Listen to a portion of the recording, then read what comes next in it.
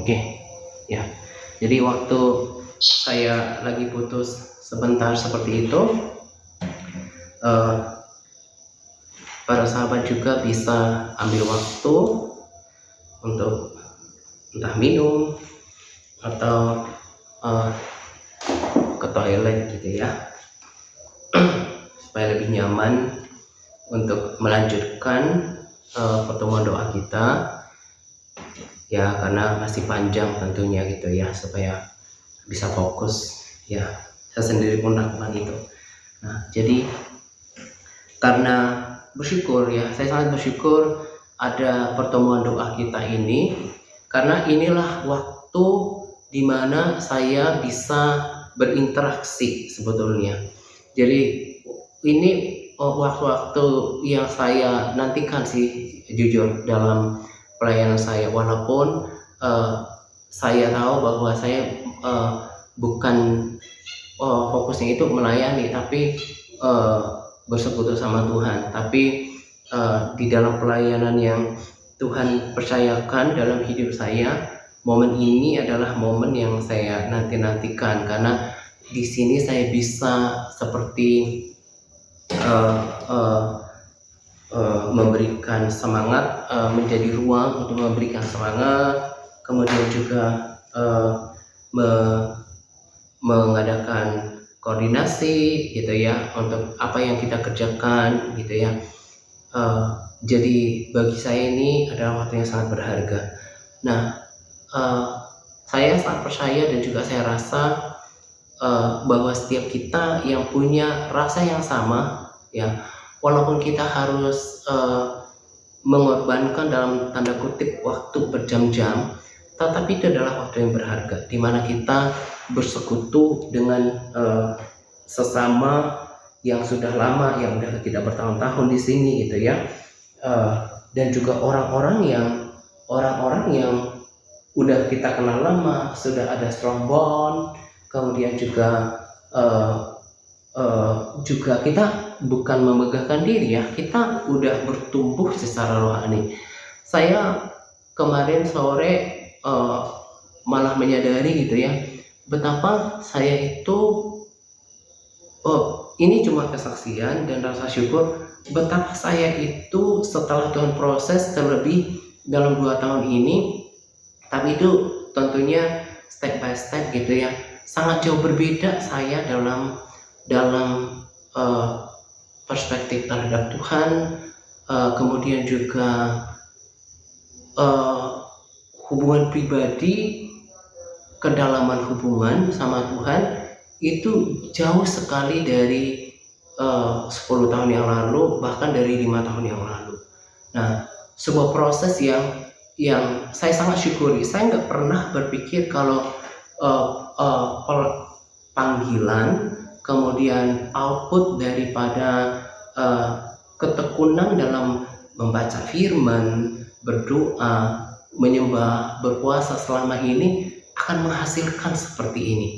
Dan saya percaya, saya sangat yakin 100% bahwa inilah sebetulnya yang Tuhan mau dalam kehidupan setiap orang Kristen, seorang percaya. Bagaimana setiap orang itu mengalami pertumbuhan secara rohani gitu ya. Mereka mengalami pertumbuhan secara rohani, tidak stuck di dalam satu level ya, baik di dalam segala hal ya, dari iman, dalam kemudian pengenalan akan Tuhan, lalu kemudian di dalam kedewasaan rohani, di dalam karakter, kemudian juga dalam buah-buah roh, dalam pengenalan kehendak Tuhan ya kan. Mestinya ada pertumbuhan, sama seperti misalnya makhluk hidup lain, let's say tumbuhan ya, mereka yang bertumbuh secara sehat itu akan terjadi namanya pertambahan daun, rantingnya. Kalau dia adalah jenis yang berbuah, biasanya dia berbunga lalu menghasilkan buah, bahkan bermultiplikasi gitu ya.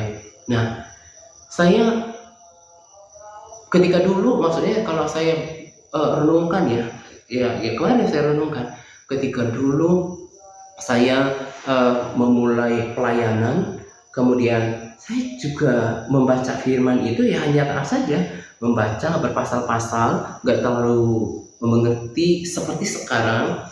Dan saya lakukan saja berdoa, saya belajar baca firman, saya berpuasa, saya menulis, dan apa ya, saya katakan pemahaman yang sekarang itu sungguh sangat jauh berkelas tinggi dibanding daripada saya 5 tahun, apalagi 10 tahun yang lalu. Saya tadi nonton shorts dari Catherine Craig. Dia bilang dia berkata bahwa ini adalah I'm in my prime. Dia bilang saya adalah di waktu terbaik saya. Dulu ketika saya muda, umur 20-an, saya udah punya bayangan nanti saya akan menikah, saya akan punya ini dan itu, membangun keluarga. Nah, tetapi setelah dia respons panggilan Tuhan, bahkan dia umurnya 35, sekarang dia masih sendiri, dan dikatakan inilah yang terbaik, inilah waktu yang terbaik dalam diri saya. Nah, orang hanya akan menemukan kebahagiaan sejati, kebahagiaan sejati, sukacita yang paling optimal dan menemukan nilai hidupnya ketika dia benar-benar berjalan dengan Tuhan. Dan itu yang saya dapatkan di dalam perjalanan hidup saya bersama dengan Tuhan, gitu ya. Nah, ini jadi kesaksian, dan saya juga saksikan itu yang dialami oleh orang-orang yang kebanyakan kita yang ada di sini.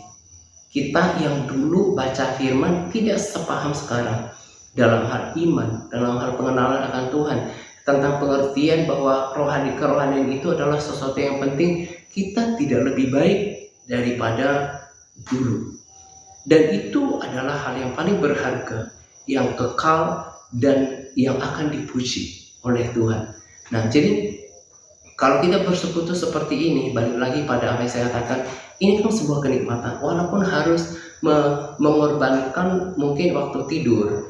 Ya, rata-rata kita sekarang 3 jam. Mungkin orang yang sudah lama tidak bergabung dengan kita, mungkin juga kaget betapa kita penyembahannya sekarang aja kita secara apa ya, nikmatnya rasakan hadirat Tuhan itu terus bertambah. Karena sebetulnya dunia rohani itu nggak ada jamnya, nggak ada batasannya. Jadi orang kalau nggak nikmatin ya langsung merasa merasa kaget gitu ya, merasa kaget, karena kalau nggak ada kenikmatan ya membosankan gitu ya. Nah, tapi kalau kita menikmatinya, kita ya betul seperti lagu itu, saya mau linger, saya mau berlama-lama di dalam hadirat-Mu. Itu adalah respons orang Kristen yang sejati menurut saya, yang lahir baru, yang menikmati persekutuan dengan Tuhan. Dan itu yang dikatakan oleh Daud, dia lebih baik berada di rumah Tuhan, bergaul dengan orang-orang kudus. Dan juga itu adalah persekutuan yang sebetulnya dicontohkan oleh Yesus. Saya banyak belajar ya. Saya tantang bukan nantang sih sampai menantang, tapi maksudnya saya encourage ya, mendorong. Ini sih, sorry ya, ini kucing saya lagi ikutan ke dalam, bentar ya.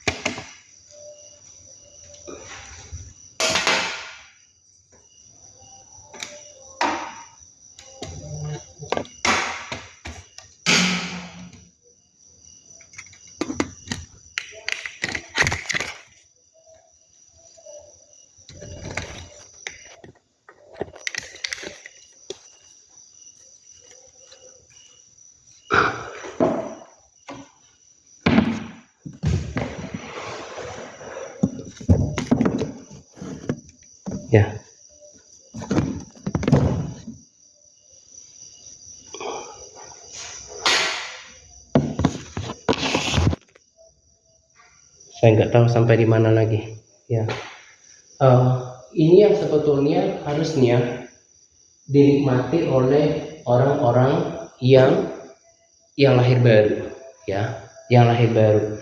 Dan saya tadi saya bilang bahwa bukan menantang ya, tapi mendorong, to encourage untuk kita belajar firman Tuhan lebih dalam. Saya belajar dari ChatGPT tentang sekarang saya baca di kitab Lukas gitu ya. Apa-apa yang belum terlalu saya paham itu saya tanya pada ChatGPT ya. Kita bisa pakai untuk belajar. Nah, ternyata dari pemahaman saya dia itu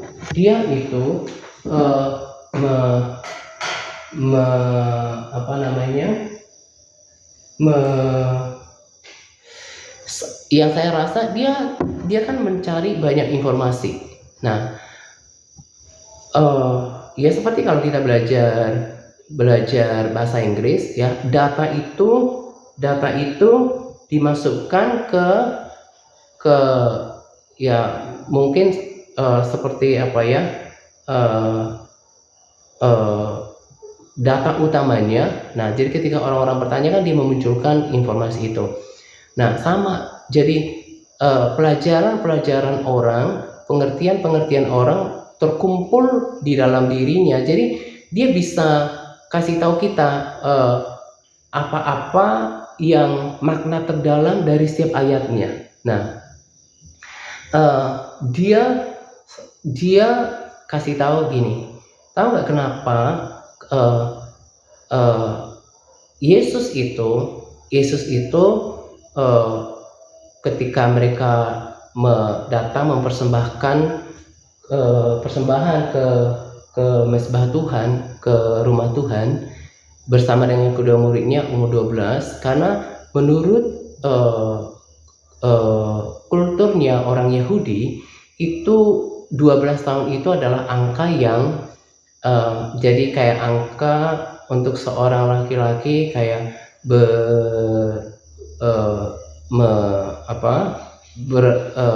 kayak akil balik gitu untuk perubahan tanggung jawab gitu. Nah, terus saya kan curious selama ini. Waktu mereka sama orang tuanya, mereka mempersembahkan persembahan kepada Allah. Saya tanya, kenapa ya Yesus ketika itu nggak ngomong ya sama kedua orang tuanya kalau dia itu akan tinggal di bait suci gitu. Nah, orang tuanya kan Maria dan Yusuf kan pulang. Nah, orang tuanya berpikir bahwa dia ada di dalam rombongan. Ternyata setelah mereka pulang, ditanya kerabatnya, ternyata Yesusnya itu nggak ikut gitu ya. Dia pergi di bait suci. Nah, mendengarkan para imam gitu ya. Nah, saya tanya kenapa. Nah, terus dia memberikan ulasan-ulasan, lalu dia berikan pada dia bahwa dia selanjutnya kan dikatakan bahwa Yesus itu juga bertumbuh di dalam kebijaksanaan. Tapi ketika sampai saya belajar, saya tiba-tiba mengerti bahwa oh iya, dari sinilah dari ayat ini sebetulnya jadi firman Tuhan itu dalam sekali. Dari situ kita bisa mengerti dengan yakin bahwa Yesus itu kan memang 100% manusia dan 100% Allah. Jadi ketika diterangkan, kamu lihat bahwa di ayat selanjutnya dikatakan bahwa Yesus kemudian semakin lama dia bertumbuh dalam kebijaksanaan dan kemudian dia semakin berkenan kepada Allah dan disukai banyak orang gitu ya. Nah, jadi kalau ChatGPT bilang kalau dia nggak bilang sama orang tuanya bukan berarti dia nggak taat, karena di ayat selanjutnya dikatakan dia taat sama orang tuanya gitu ya. Nah, ketika saya menerangkan itu, membaca penjelasannya, saya ngerti gitu. Saya ngomong sama ChatGPT, saya mengerti sesuatu, karena itu menunjukkan bahwa Yesus itu benar-benar 100% manusia. Nah, 100% manusia yang juga memang dia tidak berbuat dosa, tapi maksudnya dari situ kita bisa tahu bahwa benar bahwa Yesus itu adalah 100% manusia yang juga akan bisa merasakan apa yang kita rasakan sebagai manusia gitu ya. Nah terus dia kan tantang saya, mau nggak saya terangin yang ini, yang ini, yang ini. Nah terus saya bilang mau. Lalu saya semakin terbuka pikirannya bahwa kenapa Yesus di dalam Injil, sebelum Yesus melayani pada usia kurang lebih 30 tahun. Nah, di dalam Alkitab dia hanya dicatat pada usia 12 tahun itu ketika mereka membawa persembahan bersama dengan orang tuanya. Lalu di manakah kisah dia sebelum umur 12 tahun dan setelah 12 tahun itu ke 30 tahun? Itu adalah masa yang panjang bagi dia untuk belajar. Di Alkitab dikatakan dia belajar, dia pergi bait Allah gitu ya, dan tidak ada cerita tentang dirinya kecuali setelah pelayanan itu. Nah, ChatGPT yang bilang ini, banyak orang itu suka menunjukkan diri, tetapi Yesus tidak. Nah, dari situ kita bisa belajar tentang kerendahan hati Yesus.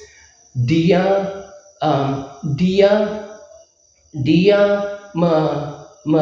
mengalami pembentukan dan menjalin hubungan dengan Tuhan, dengan Bapaknya itu justru di tempat yang tidak dilihat orang.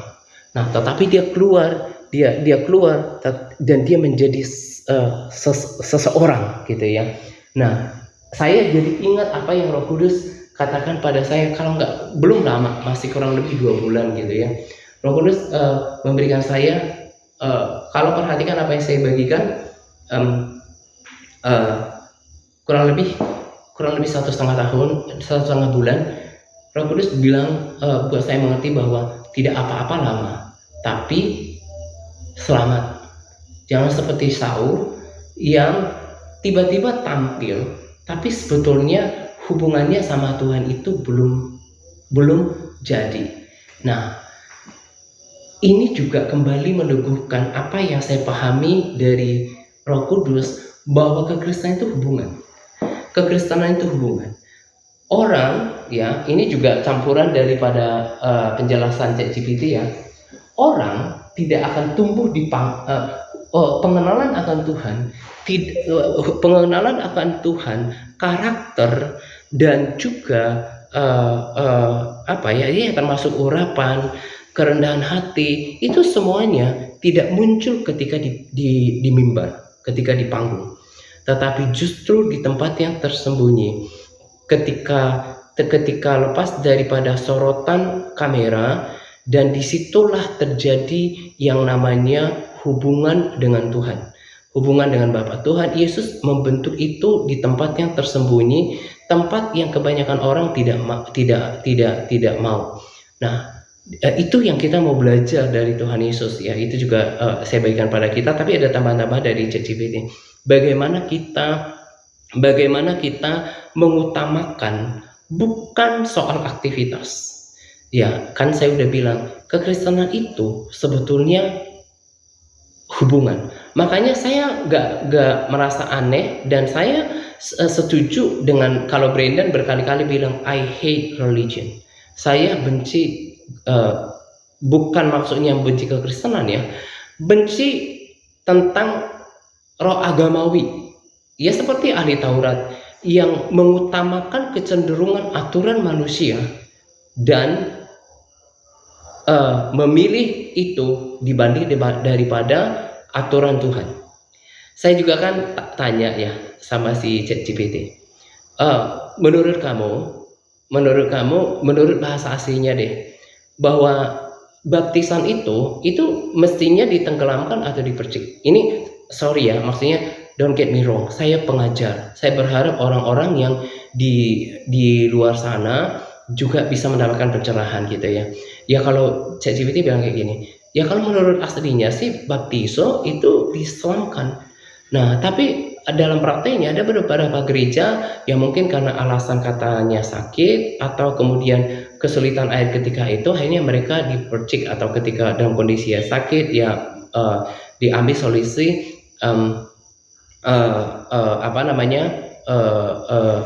dipercik gitu ya. Tapi kalau menurut bahasa aslinya yaitu diselamatkan ya. Saya berharap kita, karena saya mengajar dengan murni gitu ya, saya menyatakan benar. Nah, karena dulu ketika saya juga mohon baptisan itu kan tidak gampang. Tapi saya selalu berprinsip bahwa I'll do it when I know it's right. Saya akan pilih itu ketika saya tahu itu benar. Nah, jadi saya renungkan gitu ya. Tuhan itu adalah pengatur segala sesuatu dengan sempurna. Ya, ketika dulu pun saya banyak ya renungan firman Tuhan sampai belajar. Saya suka ingat sampai saya beraktivitas gitu ya. Saya juga pastikan saya ngobrol sama CCTV itu ketika si Yohanes juga datang dulu pembaptis, itu baptis orang kan itu kan sesuatu yang nggak dilakukan oleh ahli Taurat dan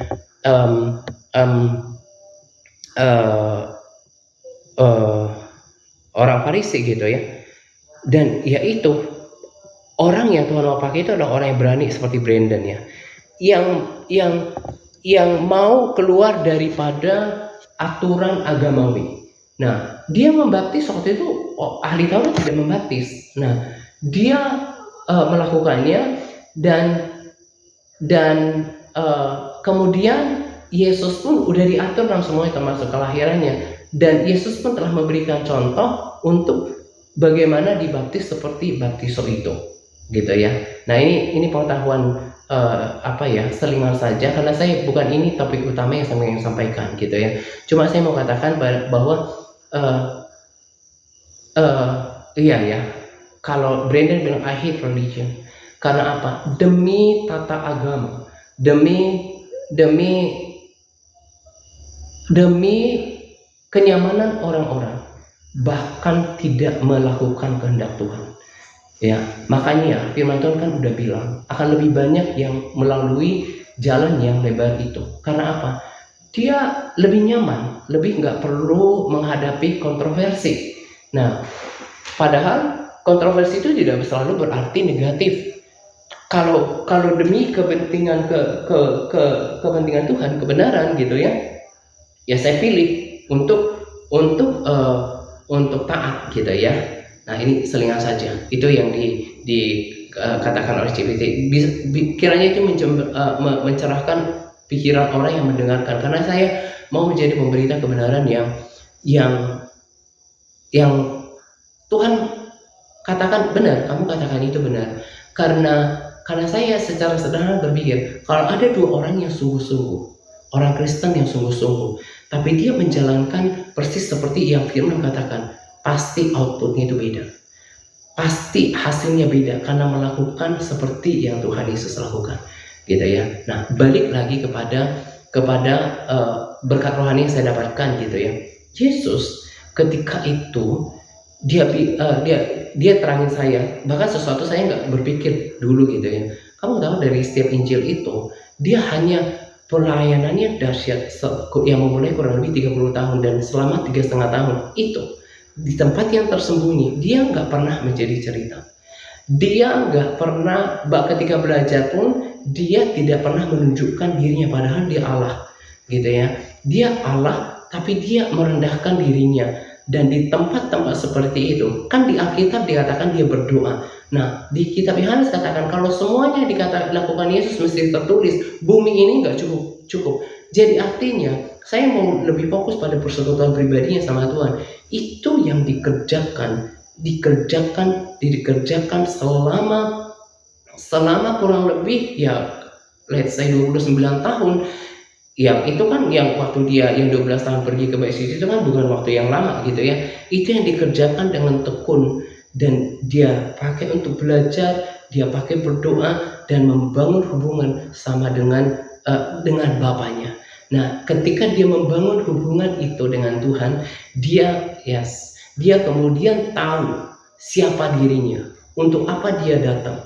Dia menemukan panggilannya. Orang Yesus itu bisa gagal. Tetapi dia kan menjadi teladan yang sempurna. Karena dia telah membangun hubungan dengan Bapaknya dari masa mudanya. Sampai dia tahu bahkan timingnya. Karena ada persekutuan dengan Bapa yang memberikan aba-aba. Nah, lagi-lagi saya katakan, ini menjadi konfirmasi bahwa kekristenan itu bukan agama. Bukan soal agama. Ya otomatis kita jadi beragama, ya. Otomatis kita misalnya kayak saya melayani jadi ada pelayanan. Tapi goalnya itu reasonnya itu bukan itu. Tapi adalah yang paling fondasi adalah hubungan pribadi dengan Tuhan. Nah, apa yang saya mau bagikan adalah itu tadi yang saya katakan. Saya punya hubungan sama Tuhan itu jauh lebih daripada dulu ketika memulai pelayanan 10 tahun yang lalu, bahkan 5 tahun yang lalu. Itu yang membuat kekristenan saya itu menjadi nikmat. Saya renungkan siapa yang saya ikuti. Seperti Paulus katakan, I know whom I believe. Kalau dia bilang, saya tahu siapa yang aku percaya, itu kan kalau kita mau kenal seseorang dengan baik, itu kan gak cukup dengan waktu yang singkat. It takes time. Itu butuh waktu. Sampai Paulus bilang, I know whom I believe. Saya tahu siapa yang aku percaya. Abraham juga katakan bahwa Abraham tidak menjadi lemah imannya sekalipun usianya sudah tua, karena dia tahu dia yang berjanji itu sanggup melakukannya. Nah, apakah pengenalan itu akan terjadi karena agama-agama atau pelayanan? No. Pengenalan itu adalah output, adalah result, ya tepatnya output karena sebuah perjalanan yang panjang dari sebuah hubungan. Dan saya sangat bersyukur kok ternyata sejauh ini ya. Ternyata sejauh ini Tuhan bawa dalam kapasitas iman, dalam menuntun saya punya hubungan iman itu adalah benar-benar personal, that is personal relationship with God, bukan datang dari agama. Orang mau ke gereja bahkan pelayanan 24 jam pun tidak menuntun dia pada pengenalan akan Tuhan, tetapi hubungan akan menciptakan, will create pengenalan yang dekat, yang benar tentang siapa Tuhan. Nah, saya sangat percaya kalau Paulus juga adalah orang, ya dia kan sudah bertemu dengan Tuhan dengan perjumpaan pribadi. Tapi setelah itu pun dia terus membangun hubungan dengan Tuhan. Tahu gak, itu yang membuat kekristenan itu menjadi nikmat. Itu yang membuat kekristenan itu menjadi bersemangat. Saya kasih tahu ya, mungkin kebanyakan daripada kalian adalah pelayan di gereja. Bu Alina itu seorang hamba Tuhan di gerejanya. Pak Albert juga dipercayakan melayani. Kalau saya dengan Bu Ede kayaknya murni di pelayanan di sini. Pak Jos juga melayani di konsel. Kemudian Pak Ara juga pernah cerita mau ditawarin jadi pelayan di gerejanya. Bu Marsha juga orang yang aktif gitu ya, nggak tahu yang lain gitu ya. Yang saya mau katakan adalah kebanyakan kita 10 kalau udah bertahun-tahun ya, minimal 5 tahun. Bu Eni yang 5 tahun di sini, Eni Praktiningsih gitu ya. Yang lainnya itu yang paling baru sih Bu Marsiana ya. Rata-rata kita dari sini udah 7, 6, 7, 8 tahun gitu ya. Saya mau kasih tahu gini. Mestinya kalian sudah bisa tangkap apa yang saya maksudkan, dan mestinya sudah bisa mengerti apa yang saya mengerti. Orang bisa beragama, orang bisa di gereja tepuk tangan, bahkan aktif melayani, belum tentu punya hubungan pribadi dengan Tuhan. Nah, itu yang saya kerjakan di dalam every my quiet time, di dalam saat-saat teduh saya gitu ya. Dari situ saya banyak sekali mengerti ya, yang tadi saya katakan, mungkin ada di antara kita, bahkan orang-orang yang tidak bersama dengan kita, mungkin juga aktivis di gereja atau pelayan di gerejanya. Tapi saya kasih tahu, Brandon itu bilang kayak gini, saya itu banyak orang jadi tick off menjadi kesal dengan dia, bahkan email yang masuk itu menyakitkan dia. Tapi saya mau katakan kebenaran gitu ya. Saya kasih tahu kayak gini, walaupun pelayanan ini di media sosial, saya bahkan bukan orang yang tampil di mimbar, karena saya tahu, sama seperti Brandon, saya bukannya main ya, juga John Bevere misalnya, Tuhan itu punya kasih panggung-panggung yang berbeda. Tapi seperti yang saya katakan, walaupun beberapa orang yang melayani di sini adalah memang awalnya, saya tahu lah maksudnya itu dulu juga nggak setekun membaca kitab seperti sekarang kan, tapi karena setelah dimuridkan di TRC, kemudian bisa menjadi pelayan di gereja-gereja lokalnya gitu ya. Saya mau kasih tahu gini, orang bisa saja ketemu di gereja-gereja lokal, bahkan dia mungkin secara jabatan rohani lebih tinggi daripada kita di sini, tapi belum tentu punya hubungan sama Tuhan. Itu yang nanti Tuhan mau katakan, saya nggak pernah kenal kamu. Hanya hubungan yang membuat orang itu mengenal Tuhan. Sekali lagi saya ulangi, hubungan yang membuat seseorang akhirnya memiliki sebuah pengenalan. Orang bisa sibuk dari orok ke gereja tepuk tangan, melayani. Saya juga udah bilang, ini adalah karunia Roh Kudus yang hasil daripada persekutuan saya selama ini. Saya diberi karunia untuk saya bisa measure suhu daripada kerohanian seseorang. Makanya saya sangat prihatin, tapi saya nggak publish gitu ya. Tapi saya tahu, walaupun orang ini melayani, bukan menyerang, tapi saya tahu sebenarnya kerohaniannya nol. Sama seperti orang-orang yang dulu pernah bersama dengan kita. Memang saya sudah tahu, tapi saya berikan kesempatan supaya mungkin suatu saat dia bertumbuh. Tapi nyatanya tidak memiliki hubungan dengan Tuhan.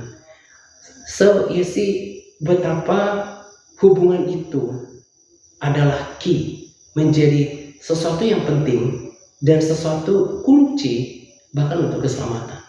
Kalau nggak punya hubungan sama Tuhan, nggak akan punya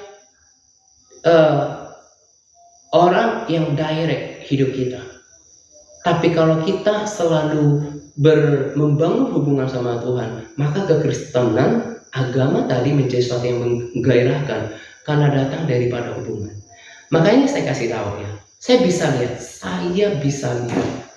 ya, Tuhan itu memberikan karunia dengan yang berbeda-beda. Ada orang-orang, saya berharap ya sebelum saya lanjutkan, I hope you don't get me wrong, gak salah paham sama diri saya gitu ya. Secara umum aja saya lihat, walaupun orang ini misalnya berdiri di mimbar, karena saya juga di gereja karismatik dulu, tapi dia nggak pernah namanya deg-degan sama Tuhan, nggak pernah deg-degan sama Tuhan. Dia nggak pernah jatuh cinta, dia nggak pernah menikmati nikmatnya itu berinteraksi sama Tuhan. Dia nggak nikmati seperti Maria yang sampai memilih duduk di kaki Yesus untuk mendengarkan suaranya. Dia nggak bisa melakukan itu. Ya, saya berharap ini menjadi peringatan yang keras di akhir zaman ini untuk siapapun yang mendengarkan, baik kita, baik mereka nanti yang mendengarkan di video, bahkan orang lain yang di luar kita. Makanya Tuhan katakan dalam firman, Oh, saya berbuat dengan nama mengusir setan, melakukan perkara-perkara rohani. Tapi saya nggak pernah kenal kamu. Pengenalan itu, saya ulangi, datang dari hubungan. Makanya saya sebenarnya perhatiin ya. Tadi kan saya katakan, walaupun saya nggak di mimbar, tapi saya dipercayakan untuk menuntun orang-orang yang ada di mimbar. Karena saya punya hubungan dengan Kristus. I know what the Lord wants me to do. Aku tahu apa yang Tuhan mau dalam hidup saya. Saya gak bergairah untuk mengadakan pertemuan-pertemuan yang kayak yang penting kita ketemu nyanyi-nyanyi, terus kemudian ngomong-ngomong firman Tuhan ya, ayat ini, ayat itu ya, terus kemudian selesai. No. Saya hanya mau sampaikan apa yang sudah Tuhan tumpuk di dalam hati saya. Saya menjadi mouthpiece for His glory, for His will. Sampaikan ini, dan saya lakukan itu semuanya. Saya selalu bersyukur, Tuhan terima kasih untuk pertemuan doa malam hari ini atau malam kemarin gitu ya. Karena I've done my best. Saya sudah lakukan yang terbaik. Karena saya mau mengatakan apa yang Tuhan katakan di dalam hati saya. Nah, jadi saya nggak pernah silau. Bahkan dia punya jemaat yang besar pun saya pernah silau. Karena apa? Karena bukan itu ukuran punya intimacy with God, bukan itu ukuran kedekatan sama Tuhan, bukan itu ukuran orang sudah mengenal Tuhan. Justru, please, saya nggak mengikuti banyak akun daripada kalian, dan saya nggak tahu. Tapi di luar sana banyak sekali orang yang terlalu, saya belajar banyak ya dari Brandon, dari Tuhan Yesus ya. Yang merasa itu kalau udah pelayanan, maksudnya gini, saya nggak apa ya, maksudnya gini, lagi-lagi saya bilang don't get me wrong, jangan salah mengerti saya. Kalau kita belajar dari Yesus yang sempurna, ini benar-benar saya jatuh hati banget. Semakin aduh, saya sama Yesus itu maksudnya itu Tuhan, nggak ada kata-kata yang pas untuk bilang bahwa saya itu kagum sekali dengan Dia. Dia mengutamakan hubungan sama Tuhan. Dia nggak cuma berdoa di Taman Getsemani. Saya tahu itu. Saya percaya itu, bukan saya tahu. Kan saya nggak hidup di zaman dia.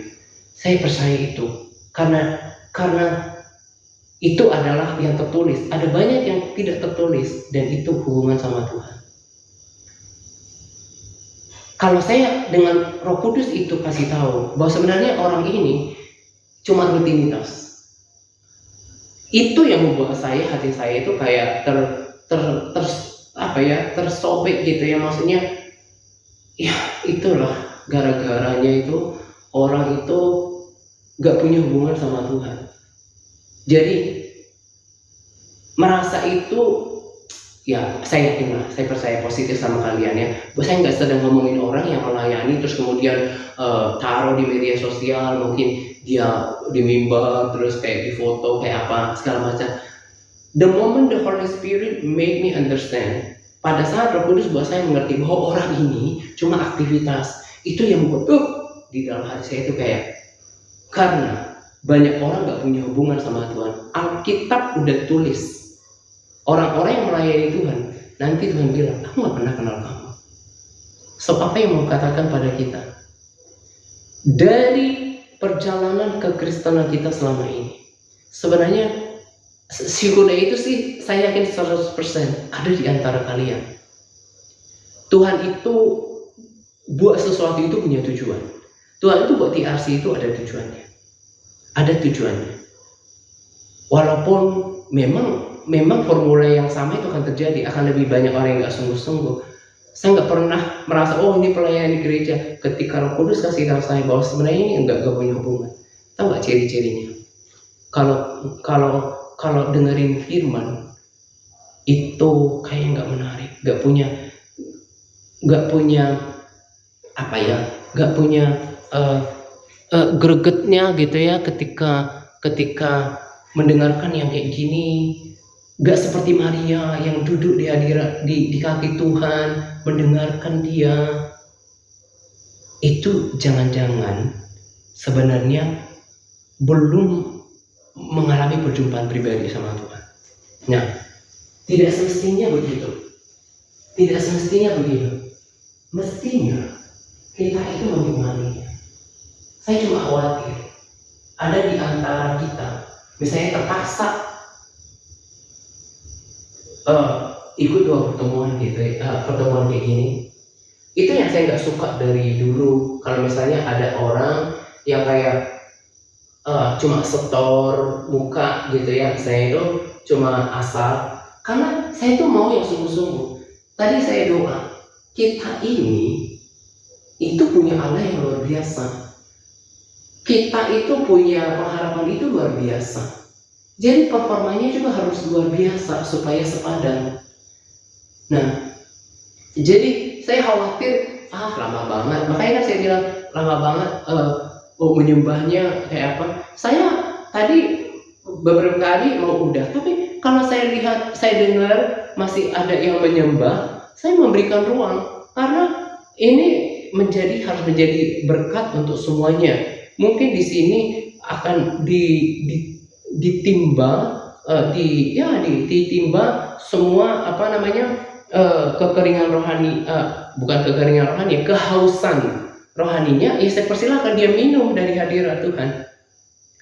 Tapi bagi orang yang tidak pernah menikmati ini dalam kesehariannya, ini akan menjadi momen yang sangat membosankan dan gak betah. Nah, saya itu tahu, bukan menghakimi orang. Saya bilang, saya bisa measure the thermostat level of our spirituality. Saya bisa ukur level suhu rohani setiap orang. Orang bisa ke gereja tepuk tangan, orang bisa melayani, kelihatan mimbar. Saya tahu saya harus ganti. Roh Kudus buat saya tahu bahwa orang ini gak punya hubungan sama Tuhan. Saya udah bilang tadi, sederhana kok. Saya coba bilang tadi, saya encourage untuk nonton video Brandon. Ada satu videonya itu gak terlalu pendek ya, nanti saya buatkan rekomendasi video untuk ditonton. Ketika dia berusaha menjelaskan the vastness of the Lord, keluasan Tuhan itu, dia itu seperti ini, dia itu seperti ini, dia itu adalah api yang menghanguskan. Tuhan memperlihatkan saya seperti ini tentang dirinya, Allah semesta alam. Kan sejak saya dapat mimpi yang dia berdoa, sejak itu saya langsung bisa ikut apa yang dikatakannya. Dan itu buat hal saya dan saya ada beberapa kali video yang ulang, yang terus saya take back, saya go back ya, bukan take back, saya go back, saya refleksi kembali, saya selalu ingat apa yang dikatakannya dan saya ulang-ulang. Karena saya ingin mendengarkan cerita tentang Tuhan saya, dan itu membangkitkan rasa ingin ketemu dia, ingin berkenan, ingin iman sudah pasti gitu ya. Itu sebetulnya yang penting, itu yang benar, bukan soal pelayanan.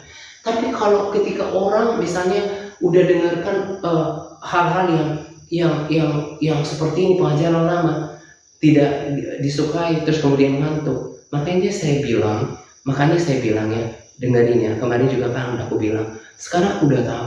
Saya berdoa dengan Brandon, walaupun Donald Trump misalnya bukan presiden saya, tapi karena ada kaitannya dengan kebangunan rohani, saya terpanggil untuk ikut berdoa. Dan juga saya bersyukur bahwa dia adalah orang yang terus Tuhan pakai menuntun orang-orang yang punya kerendahan hati, yang memang merasakan bagaimana nanti step by step untuk kita masuk dalam pengangkatan itu gitu ya. Nah, kalau ada orang yang misalnya dengan Brandon kayak nggak ngerti, nggak menarik, dengarkan yang kayak gini nggak suka, sebetulnya makanya saya bilang, saya itu semakin hari semakin gue mengerti, saya itu pengen melayani Tuhan gitu, bukan melayani dalam arti TRC secara literal gitu ya, secara harafiah gitu ya. Makanya sebetulnya ini apa ya, di satu sisi sih saya kasihan, tapi apa ya, saya tuh nggak mau ada orang di antara kita itu yang sebenarnya mati. secara rohani. Makanya saya kan udah bilang, entah 2 orang atau 3 orang yang tersisa tidak akan pernah mengurangi semangat saya, karena saya tahu saya ngomong sama orang yang hidup rohaninya, yang serap, yang tangkap apa yang saya sampaikan, mengubarkan rohaninya, dan menjadi orang yang mengambil tongkat estafet itu, menghidupinya. Dan kalau nanti kita selesaikan semuanya, we made it, kita berhasil masuk dalam ketemu dengan Tuhan gitu ya, dalam pengangkatan itu sukacita saya. Karena apa? Hati itu gak bisa dipaksakan. Saya kasih tahu ya, kemarin saya udah dengarkan, saya nggak sebutkan namanya karena ini di video, tapi kita semua tahu rekaman dari salah seorang sahabat yang ada di sana. Saya kasih tahu kayak gini, saya pribadi melihat gini, dari awal seseorang saya udah bisa tahu kok, ini akan apa ya, maksudnya itu gini. Saya contohkan, sejak saya komitmen untuk melayani Tuhan sampai sekarang, saya memang nggak sempurna. Sometimes I'm waver, sekarang saya mungkin bimbang atau lelah, tapi pada dasarnya saya bisa bangkit sendiri. Performanya itu harus minimal di level stabil, tapi harus bisa terus menaik. Nah, kalau orang memulainya, menurut saya, makanya saya bilang ini perkataan itu keras, hanya orang-orang yang sebetulnya hatinya itu udah jadi bisa menikmati yang saya katakan. Kalau dari awal saja sudah kayaknya itu kayak gerobak, dulu kan suka saya istilahkan gerobak yang didorong jalan. Nanti udah ada perjalanan waktu, berhenti tiba-tiba, didorong lagi, sampai kapan? Nah, dari situ udah ketahuan siapa ini nanti di overcomer, siapa sih nanti yang, karena gini, dalam perjalanan hidup kita, kalau dibilang saya mengambil komitmen gitu ya, mengambil komitmen untuk mau sungguh-sungguh lah gitu ya. Besok setelah engkau ambil komitmen ini, besok masih ada tantangan loh yang kurang lebih sama, bahkan lebih hebat, untuk membuat kau berhenti tentang komitmenmu. Nah, jadi performa yang dulu bertahun-tahun itu sudah menjadi evaluasi, seberapa mampukah engkau menyelesaikan pertandingan iman. Nah, makanya di sini saya nggak mau ada yang ngantuk-ngantuk. Di sini harus ada yang berkobar, karena saya tahu Tuhan tuh nggak mintanya banyak. 2-3 orang saja ada formulanya, bahkan 1 orang pun yang bersyafaat Tuhan dengarin gitu ya. Nah, yang saya mau katakan pada kita, hubungan itu yang paling penting. Makanya kalau kita tahu firman, kita nggak lakukan, ketika kita ngomong ya, oh iya memang firman Tuhan bilang begini, begitu, tapi dia sendiri nggak lakukan. Ketika orang itu katakan itu, there is no power, bahkan menggelikan.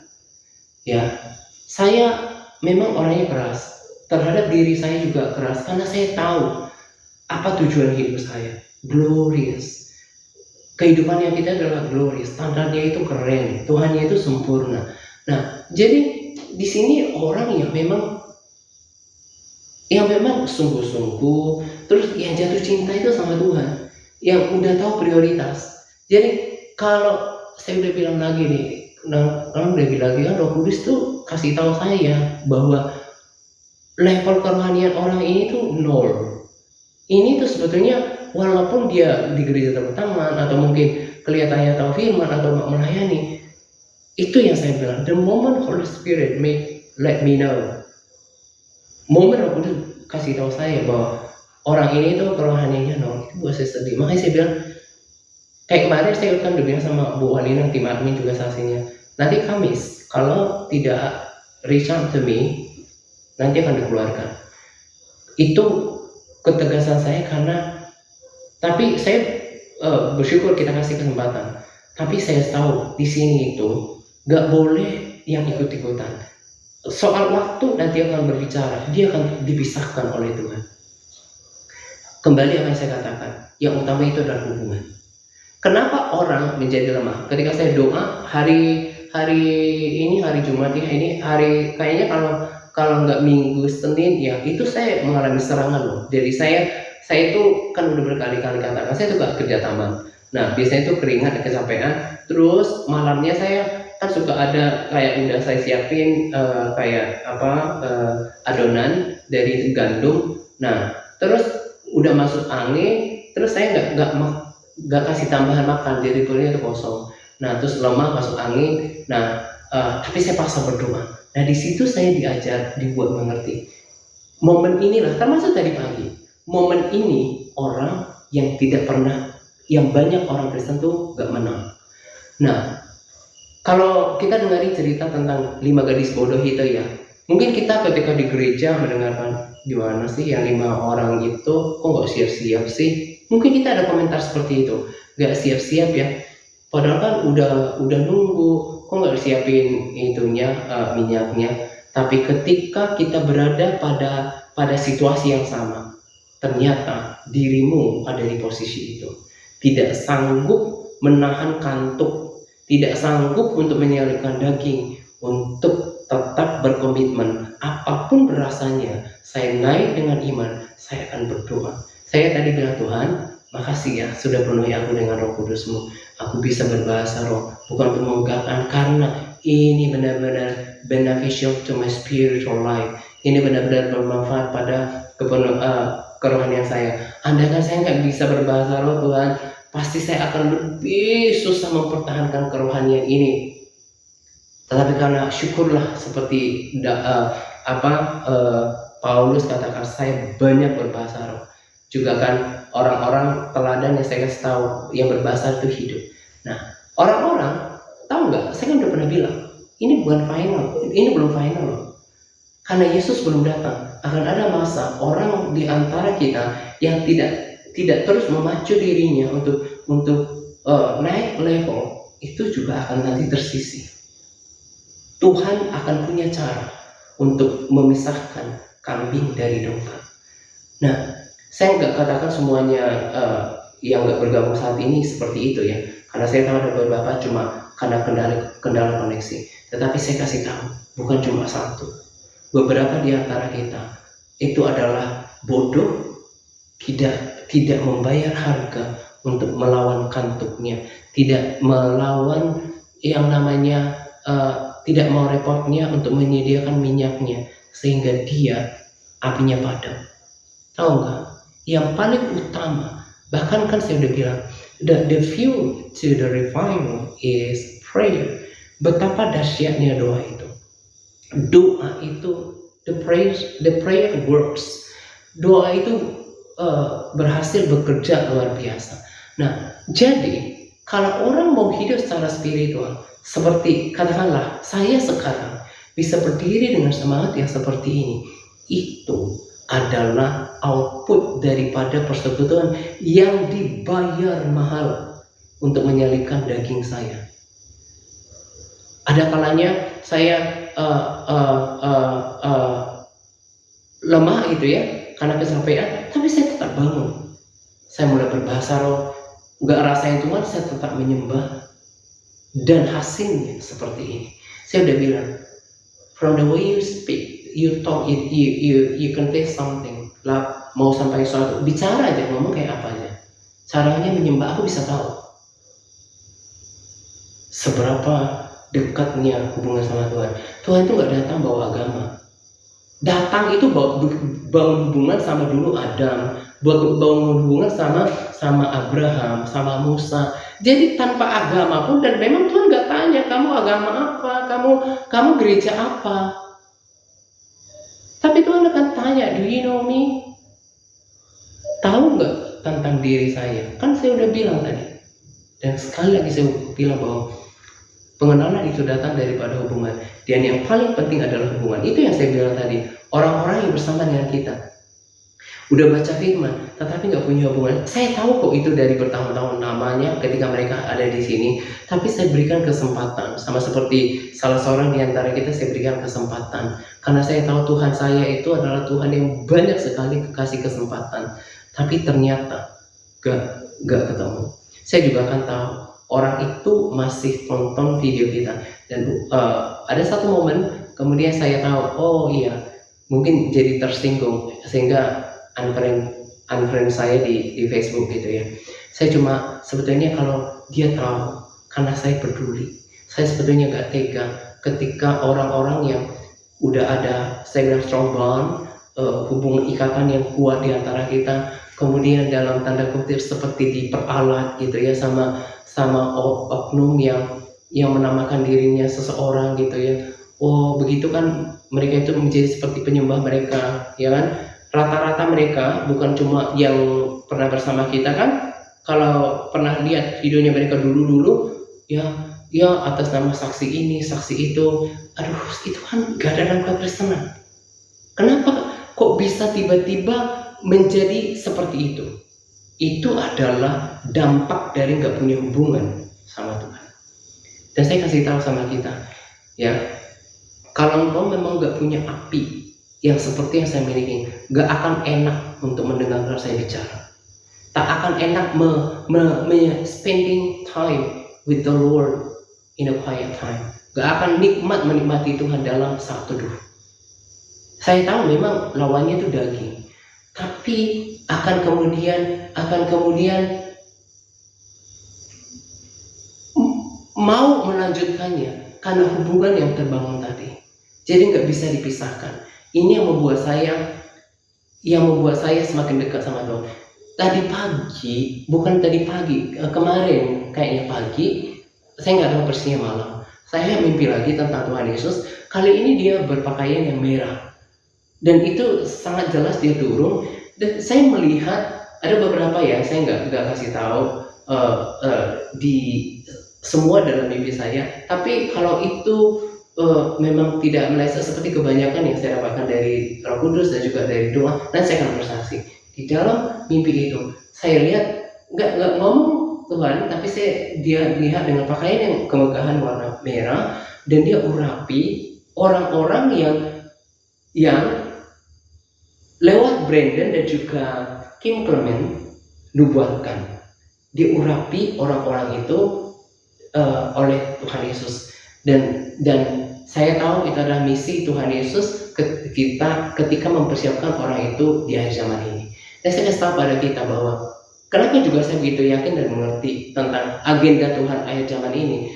Jadi sesimpel bahwa kita ini sekarang tinggal tunggu momennya, kemudian nanti Tuhan curahkan rohnya, terjadi kebangunan rohani, kemudian pengangkatan, udah selesai. Kemudian masuklah orang yang tidak mempersiapkan pelitanya masuk dalam masa kesukaran.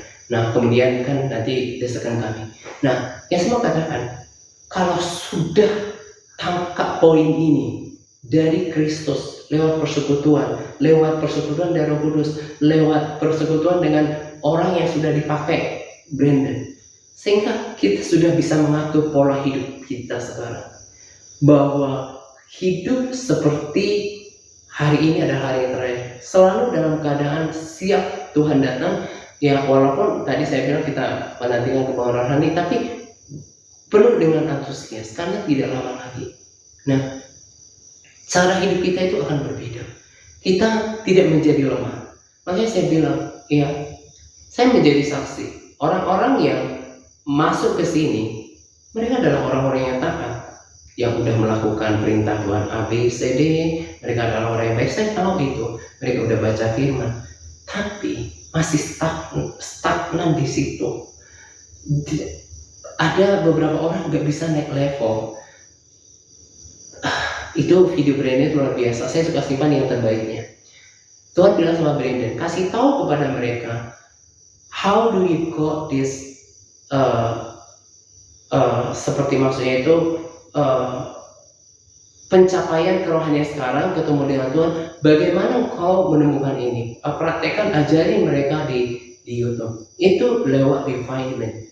Saya itu sebetulnya belum total sembuh loh. Saya bersyukur udah nggak ada lagi bengkak, kemudian eh, em, eh, keramnya juga udah nggak kerasa. Tapi kayak kalau saya bangun di kaki kanan saya itu suka masih kayak apa namanya pegal gitu ya. Saya kan pengen sehat gitu ya.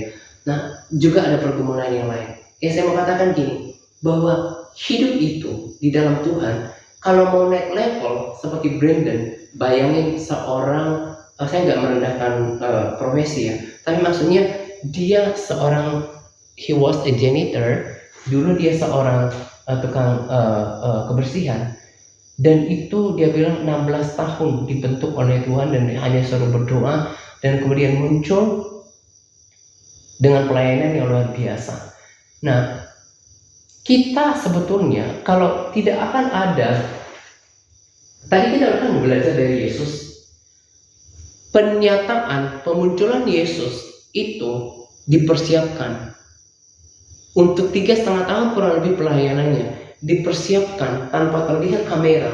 Itu tadi kan saya katakan saya 29 tahun, lebih banyak yang menjadi cerita dalam hidupnya, tapi langsung jadi. Nah, banyak orang nggak mau diproses.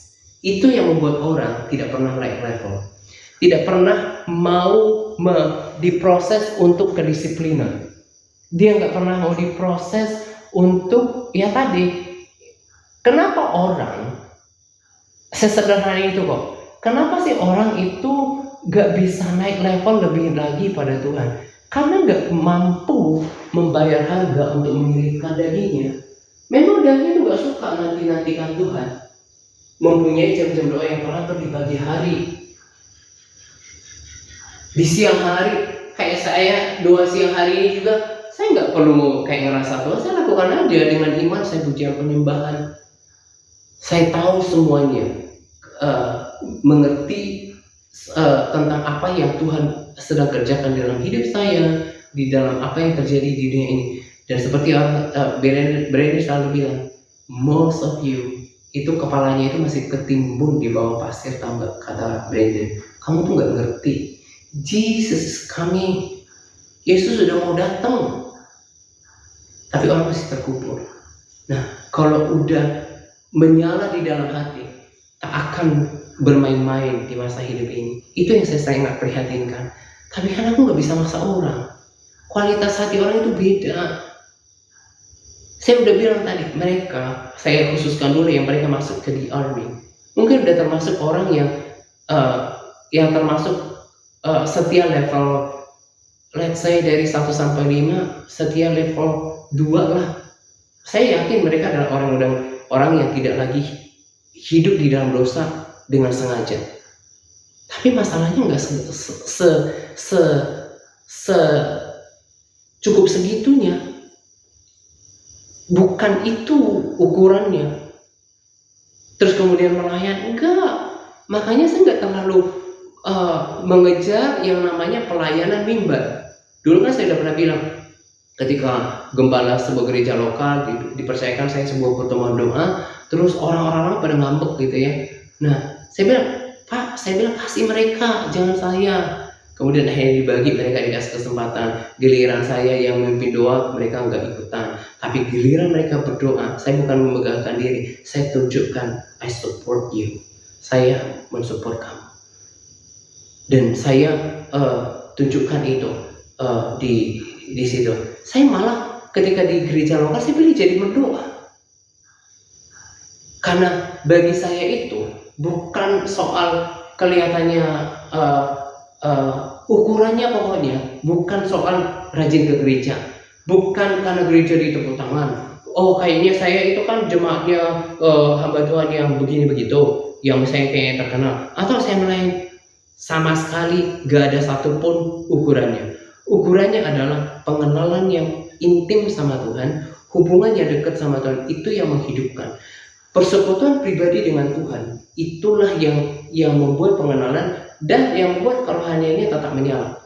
Nah, jadi saya bilang, saya rasa kok ketika saya kan saya udah cerita, ketika saya dalam kesulitan, saya langsung Roh Kudus juga kasih tahu, membuat saya mengerti bahwa ini yang terjadi pada orang ini dan orang itu. Mereka itu bukan orang jahat loh.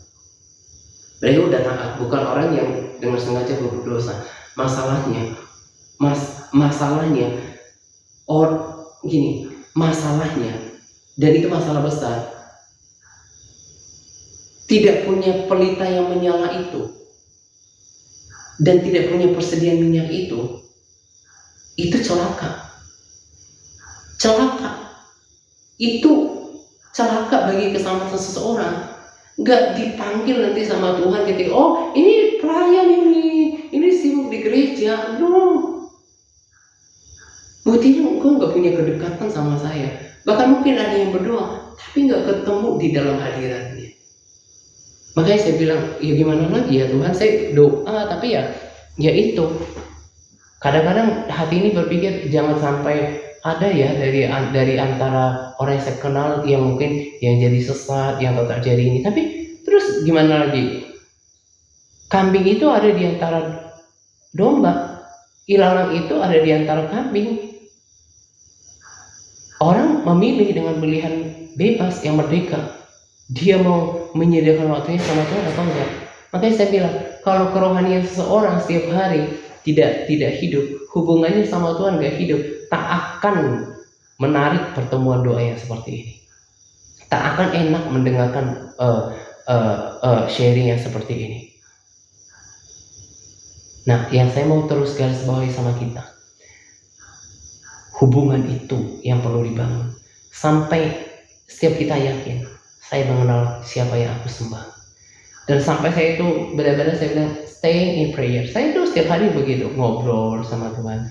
Saya tahu Tuhan ketika saya ngobrol gitu ya, saya tahu semuanya apa yang Tuhan sedang kerjakan dalam kehidupan saya. Oh ya, saya tahu bahwa juga Tuhan buat penegasan Brandon ini refinement. Akan ada waktunya kok expiration day. Karena I long for the strength like the eagles. Saya rindu punya kekuatan seperti Raja Wali, seperti firman Tuhan katakan gitu ya. Tetap beriman. They hold to his promises, juga untuk pengharapan saya. Nah, di situ saya dibentuk menjadi orang yang punya kerendahan hati, jadi sabar, dan bisa mengeluarkan aroma yang harum lewat ucapan syukur walaupun tidak selalu enak dalam hidup. Orang kan udah dicerita tentang menabur. Ada orang yang ditabur di pinggir jalan, di tanah yang berbatu, kemudian di tanah yang tipis, ya, di tanah yang baik. Itu sudah empat kotak loh itu. Nah, istilah itu udah ada pengkotakan 4 bagian. Cuma 1 bagian yang qualified kan. Nah, sama dalam perjalanannya, orang ketika hidupnya dia pikir, oh saya nggak seperti yang saya harapkan, dia udah kehilangan gairah sama Tuhan. Dan bukan soalnya kelihatan kita baik, itu persoalan besar. Kalau Tuhan nggak temukan pelita yang menyala, malah petaka buat 5 gadis bodoh itu, akhirnya pintu ditutup.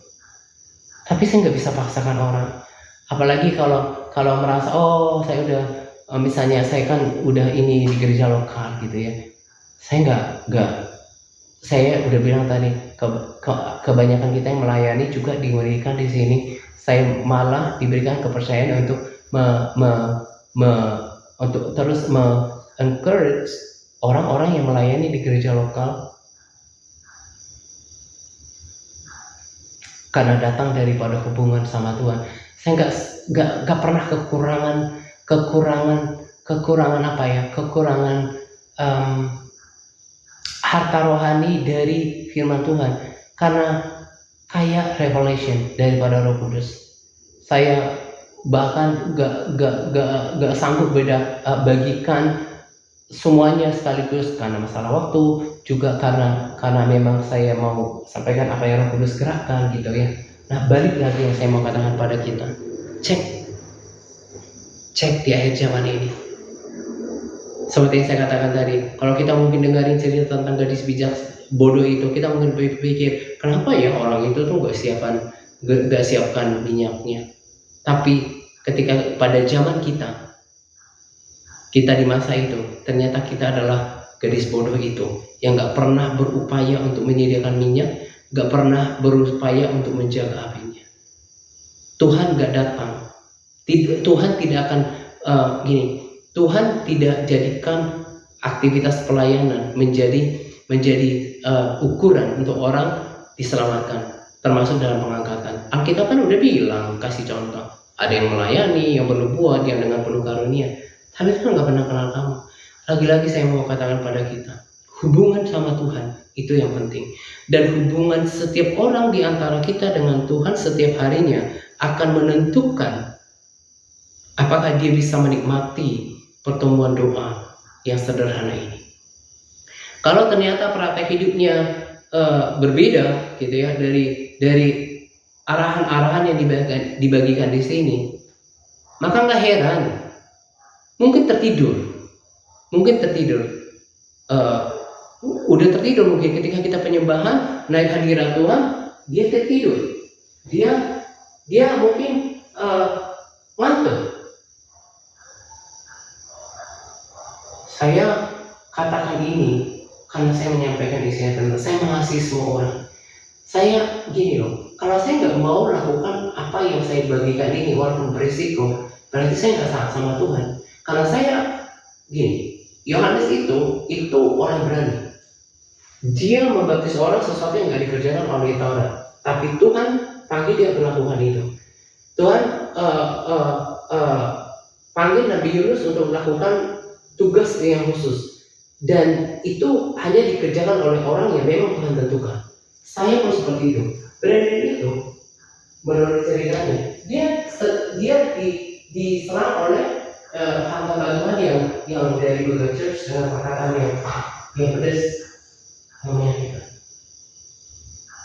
Tapi dia bahkan Tuhan bilang, kamu akan saya panggil lagi, bahkan nanti perkataan yang keras. Yesus mengatakan gini, perkataan keras kayak gini harus engkau bersyukur ketemu dengan orang yang masih bersemangat, komunitas. Saya sangat percaya, kan saya juga pernah layan di gereja lokal, belum tentu punya kepemimpinan yang selalu mendorong untuk seperti ini, untuk selalu berapi-api, get ready, yang terbaik Tuhan mau datang. Jangan-jangan juga pelayan-pelayan di gereja lokal kebanyakan itu kan pada tidur. Makanya saya berkali-kali bersyukur untuk Brandon, saya doakan Brandon. Kenapa? Karena manusia rohani saya itu hidup, dan itu hanya terpelihara oleh doa yang terus menerus. Dan saya mau kasih tahu kita, jangan sampai sudah sejauh ini kita bersama-sama di sini, tapi ternyata itu kan yang dulu saya bilang ke kita itu, jangan sampai ada kejauhan ketinggalan. Mestinya bisa tangkap apa yang kita kerjakan sekarang. Saya mengerti banget apa yang sekarang terjadi, dan saya terima karena saya juga confirm kalau Brandon dengan yakin katakan nanti saya percaya bahwa Tuhan itu akan datang. Memang yang nggak tahu itu kan jamnya, jam sekian, hari sekian, itu ya nggak benar. Nah justru Tuhan itu kita mau tahu, Tuhan itu mau kita tahu waktunya, makanya dikirim nabi-nabinya supaya dipersiapkan, bukannya seperti pencuri itu buat orang yang siap. Nah saya yakin karena saya juga dapatkan itu, saya rasa alamat itu begitu jelas. Kalau dia berkali-kali bilang bahwa alamat itu bagi saya lebih nyata daripada di dunia, dan saya tahu Tuhan itu mau datang. Bahkan di perayaan orang Israel itu hari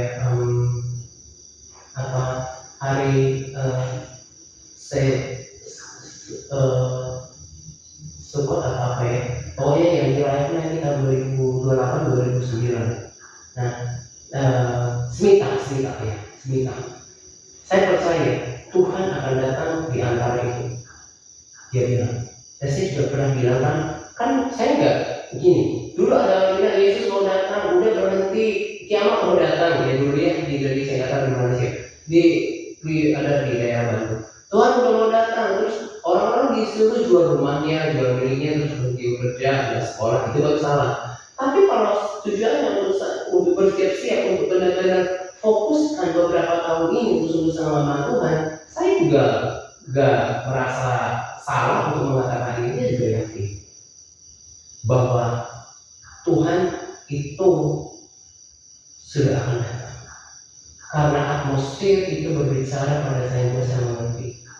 Gak akan ada lagi dekade kemudian nanti ekonomi baik terus berjalan lagi, terus orang-orang mau bangun apa segala macam. No, memang agenda ini terus berjalan, tapi tahu Yesus sudah mulai. Nah, kalau udah tahu seperti ini, jadi tahu menentukan cara-cara hidup. Gak boleh lagi yang namanya mengutamakan hal-hal yang kurang penting daripada mengenal Yesus. Makanya saya terus bayar harga untuk sambil menantikan jawaban saya. Terjadi sedikit breakthrough di antara pergumulan saya gitu ya.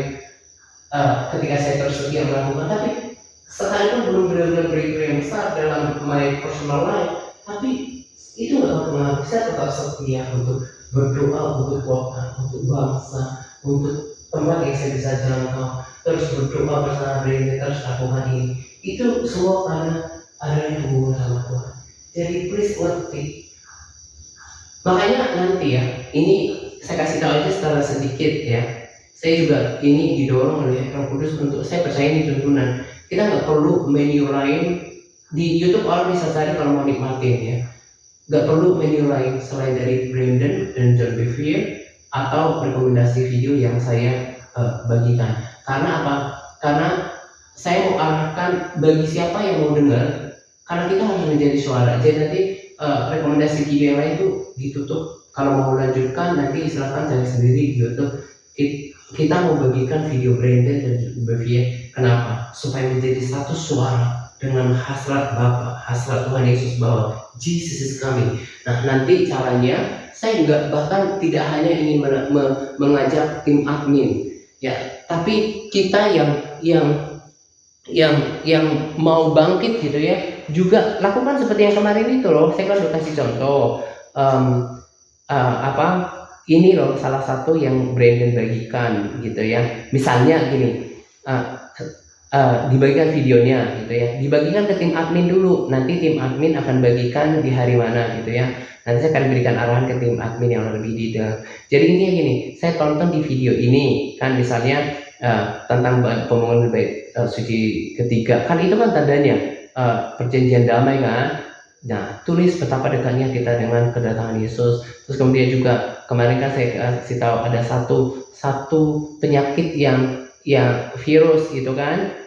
Terus kemudian juga tentang penyakit kelamin yang pernah diperlihatkan oleh Tuhan menimpa orang-orang yang melakukan pelecehan terhadap anak-anak, itu digenapi. Nah, bisa tambahkan pesan bahwa betapa segala sesuatu yang diperlihatkan kepada Brandon termasuk kedatangannya itu adalah terbukti. Jadi jadikan ini misalnya peringatan bagi kita untuk tetap fokus pada kedatangan Tuhan gitu ya. Nah, jadi itu yang kita bagikan supaya kita sendiri, saya pengen kalian juga membenamkan diri pada video Brandon supaya apa, setiap harinya itu kita kan pertemuan doa nih. Tapi sebelum datang ke sini, karena setiap hari nonton video Brandon, entah 20 menit, entah 15 menit gitu ya, berdoa bersama dengan dia. Jadi ketika datang ke sini, spiritnya itu sama, hatinya itu sama. Nah, ya, jadi kita belajar dari dia, ini akan terjadi seperti ini. Nah, kebangunan rohani akan terjadi seperti ini gitu ya. Jadi pesan-pesannya itu benar-benar orang-orang kita layani itu mau nggak mau baca. Karena gini, saya juga rasa mereka nggak nonton tuh video. Ngapain capek-capek tim admin sampai sediakan itu video. Saya yakin mereka juga nggak nonton video itu. Nah, kita bukan berarti nggak kasih makanan rohani dari tim admin ya. Tapi kita yang lebih baik, misalnya kayak kemarin di video ini, di menit ini saya dapatkan sesuatu tentang ini, apalah gitu ya, itu tergenapi. Nah, kalau misalnya boleh tambahkan juga, saya juga percaya pesan-pesan yang lain tentang kebangunan rohani, tentang kedatangan Tuhan juga akan terbukti gitu ya. Ayo kita bersiap. Nah, itu lebih baik kita bagikan. Nah, supaya mereka oleh perjalanan waktu, mereka semakin mulai dipengaruhi oleh pesan Jesus is coming, supaya mereka nggak tertidur di gereja lokal mereka. Jadi sekalipun ini cuma pelayanan media sosial, nggak punya mimbar, tetapi oleh kita yang mau berkomitmen, lewat kita banyak orang yang diperingatkan. Sekali sementara gereja lokal mereka nggak peringatkan, tetapi kita peringatkan mereka. Oleh kita oleh jeripaya kita, mereka banyak yang lebih siap. Itu menjadi gairah kita. Saya lihat kecenderungan, ya kalau nggak firman Tuhan dibagikan, orang langsung pekakan ini salah. Saya melihat kok kayak itu seperti pengajaran yang nanti kita ya biasa-biasa, nggak seperti ada yang urgency. Sekarang gini deh, kalau Brandon nggak dibangkitkan seperti itu, apakah orang-orang akan merasakan urgensinya? Kalau misalnya saya nggak bagikan itu, apakah ada orang di antara kita merasakan urgensinya? Sama juga. Kalau semakin kita bersuara banyak, orang akan semakin mulai perhatian. Karena perhatian yang paling penting saat ini adalah Jesus is coming. Kita harus persiapkan diri. Nah, terus di pertemuan doa, jangan pernah hilangkan namanya menyembah dengan bahasa roh. Karena itu adalah bukan cuma berpengaruh bagi kita, itu mengajarnya Alkitabiah. Jadi nanti nggak usah khawatir orang mau ikut atau kayak gimana suasananya. Ya ini akan menjadi seperti role modelnya. Apa yang kita lakukan di sini, lakukan di pertemuan doa. Nggak usah pikirin perasaan orang, tapi lakukan yang benar. Banyak berbahasa roh juga menyembah di sana. Karena itu yang kita mau kita kerjakan gitu ya. Kembali kita mau terus nanti hubungan, bicara kepada mereka hubungan dengan firman Tuhan. Juga di situ diberikan pesan Brandon, kemudian dia berdoa. Karena nggak akan mungkin orang bisa menyala kalau nggak punya, kan udah bilang itu udah terlalu membosankan kalau diulang-ulang sebetulnya. Sama seperti handphone, kalau nggak di recharge itu mati, nggak ada dayanya. Kita juga sama, kalau kita nggak terhubung sama Bapa, kita akan punya kekuatan kehidupan rohani yang kering, lama-lama mati. Nah, orang itu nggak banyak membayar harga seperti ini, karena saya mengasihi setiap kita, sekalipun udah pelayanan misalnya di gereja gitu ya. Bagaimana ya aku bilang, saya tetap merasa bahwa kalian itu adalah bagian dari diri saya yang jelas oleh ketaatan kalian bertumbuh di dalam pelayanan ini. Bahkan kerohanian kalian sekarang adalah buah daripada pelayanan ini. Bukan sayanya, tapi maksudnya firman Tuhannya, persekutuan sama Tuhannya. Bukan pengajaran yang saya tahu mayoritas dangkal. Bagaimana mungkin, bahkan dia pun mungkin nggak tahu. Mungkin juga gereja lokal di tempat kalian tahu nggak tentang pesan Brandon, bagaimana kita sekarang udah di Tuhan udah mau datang. Dia juga nggak tahu, atau dia juga nggak rasakan urgensinya. Bagaimana dia mau ini. Jadi makanya sebenarnya gini, harusnya bersemangat ya. Walaupun kita di media sosial kayak gini, tapi semangatnya, gairahnya, atmosfernya itu nggak kalah sama yang namanya gereja lokal yang ada gedungnya. Karena memang kerohanian itu bukan soal agama, bukan soal gedung, tapi ini kerohanian berhubungan dengan spirit, berhubungan dengan roh, bukan roh yang orang-orang itu ya, yang roh yang disembah. Maksudnya itu kerohanian itu benar-benar alam roh bersama dengan Roh Kudus gitu ya. Jadi nggak menjadi persoalan, harusnya senang untuk berada di sini, untuk dibangun.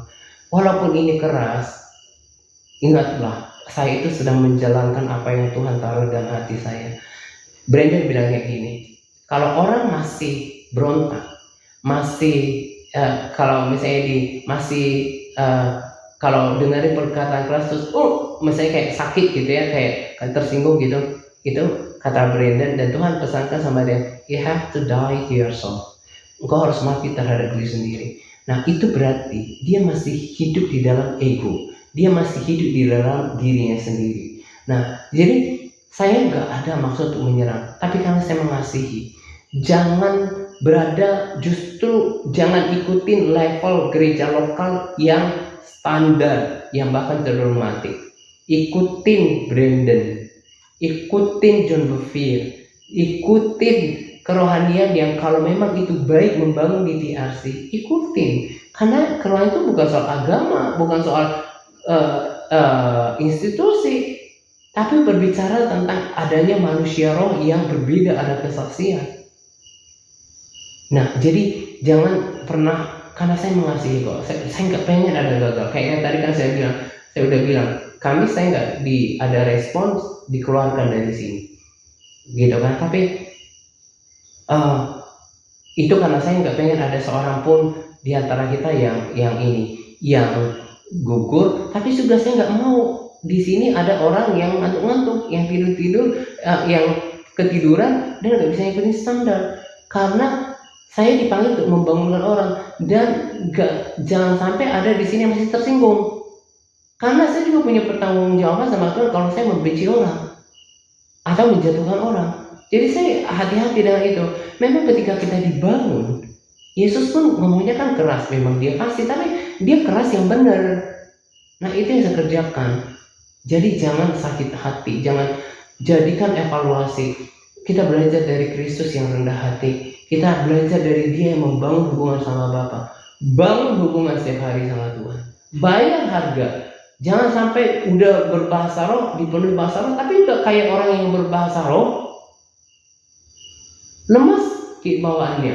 Nah, harusnya kalian yang ada di sini menjadi pengaruh di dalam pertemuan-pertemuan doa yang ada. Saya bersyukur, saya udah bilang kan, kalau saja mereka ada beberapa yang terkendala koneksi ya dan segala bentuk, udah rata-rata mungkin ya kurang lebih 18 atau ya 17-18 orang setiap pertemuan doanya gitu ya.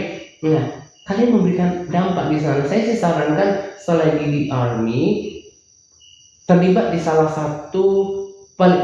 minimal 1 kali seminggu di salah satu, misalnya bisa rolling yang saya minggu ini mungkin di yang Senin, minggu depan mungkin di yang Selasa, mungkin di Rabu, untuk memberikan dampak kepada mereka, memberikan semangat. Saya memang keras untuk mengatakannya, tapi hati saya itu nggak mau ada satupun yang gugur di antara kita. Saya pengen kita semua terus menyala-nyala. Jangan sampai, kan saya tahu ini tuh, tapi saya doakan jadinya saya sebut namanya di dalam doa saya, bukan di sini. Ini tuh walaupun di jalan utama, ini walaupun di melayani atau kelihatan firman, ini sebenarnya nggak real. Kalau Kudus kasih tahu saya bukan untuk menyerang, untuk saya doakan, gitu. Jadi jangan kehilangan api ya, dan api itu hanya akan datang dari persekutuan dengan Kristus. Kagetnya, dari persekutuan dengan Kristus, dari persekutuan dengan Bapa. Bayar itu yang lebih utama daripada pergi ke gereja. Persekutuan harian itu yang lebih penting. Nah, dari situ nanti masuk ke firman. Melakukan itu bukan lagi hal yang susah, karena datang daripada hubungan yang dekat dengan Tuhan, gitu ya. Kita belajar banyak hal. Kita belajar untuk siap. Saya pengen kalian juga bisa menangkap apa yang saya rasakan. That Jesus is coming soon. Dia akan datang segera. Saya percaya dia terus akan berbicara lewat mimpi. Dan saya percaya, saya mau Tuhan bilang nanti dalam satu mimpi, bentar lagi ya, siap-siap ya, bentar lagi ya, mau siap-siap ya. Jadi aku udah siap lagi, karena saya sungguh-sungguh mencari dia. Saya sungguh-sungguh mencari Tuhan. Saya kadang berdiri dulu, kayak terbaring, saya berbahasa roh, saya ngobrol sama Tuhan gitu ya. Karena saya tahu saya sekarang adalah buah daripada harga yang saya bayar selama ini demi ikut Tuhan. Saya tinggalkan semuanya dan saya pilih untuk ikutin dia. Dan saya tahu dia punya rencana atas hidup saya. Ini belum,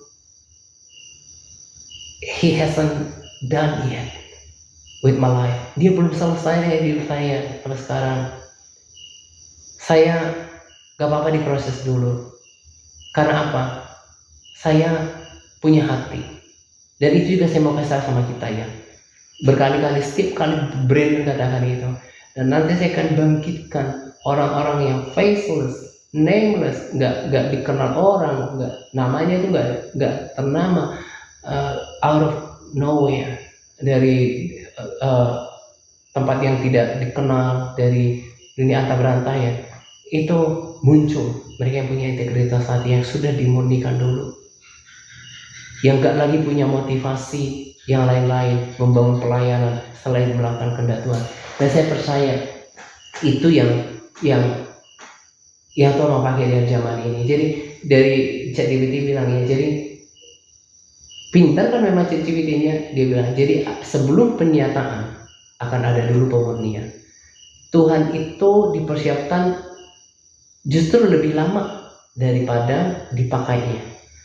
Ya saya pikir lebih baik daripada nanti orang-orang udah punya pelayanan, dia kan apalagi ya kan Tuhan juga koreksi ya, ada banyak orang yang nepotisme gara-gara bapaknya pendeta terus akhirnya diturunkan ke anaknya, itu bukan berarti qualified, Brandon, kata Tuhan harus datang daripada pemurnian.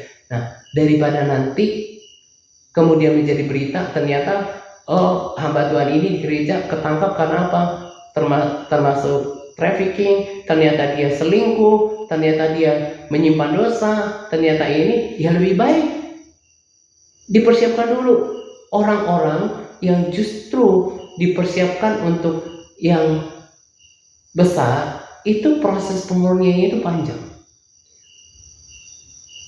ChatGPT tulis begini, pemurnian itu gak datang di panggung, gak datang di panggung, gak datang di publik, tapi ketika tersembunyi, tidak dilihat orang, disitulah terjadi pembentukan karakter, disitulah terjadi hubungan dengan Bapa.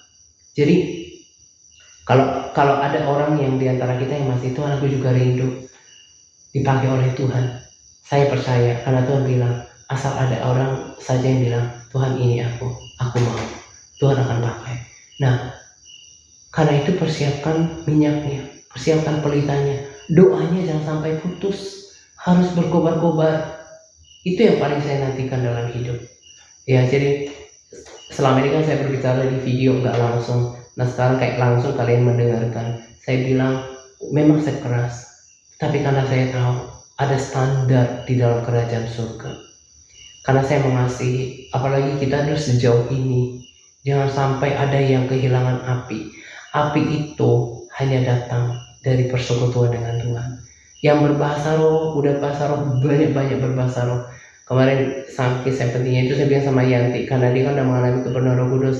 Yan, karena dia baru tanya saya tentang sesuatu, saya bilang kamu banyak berbahasa roh ya, karena ketika kamu berbahasa roh itu kamu membangun dirimu sendiri, kamu mengaktifkan roh bersyafaat bagi kamu, saya bilang gitu. Nah jadi kita juga sebanyak mungkin berbahasa roh. Nanti Tuhan akan memperbesar kapasitasnya untuk berbahasa roh. Banyak-banyak berbahasa roh, banyak-banyak menyembah Tuhan. Ya tadi juga saya sudah singgung, Paulus dan Silas itu mereka itu dipasuh. Jadi kalau belajar dari ChatGPT, mereka itu kan baru dipukulin, masih berdarah-darah. Itu kenapa ketika dia di ayat itu katakan kemudian kepala penjara itu ya membasuh luka-luka mereka. Sini masih berdarah-darah.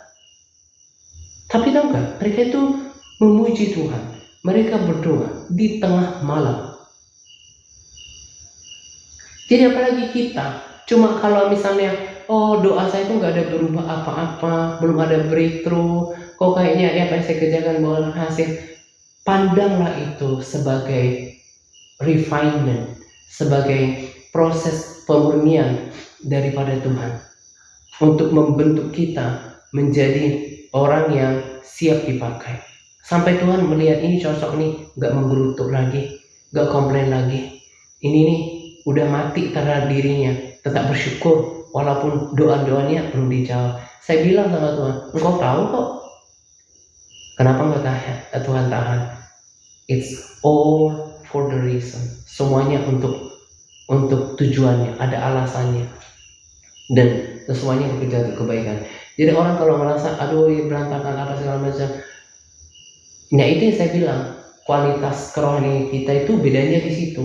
Bagaimana how do you respond to the situation of your life? Bagaimana kamu merespon situasi hidupmu? Bisakah tetap bersyukur di tengah keadaan yang tidak enak?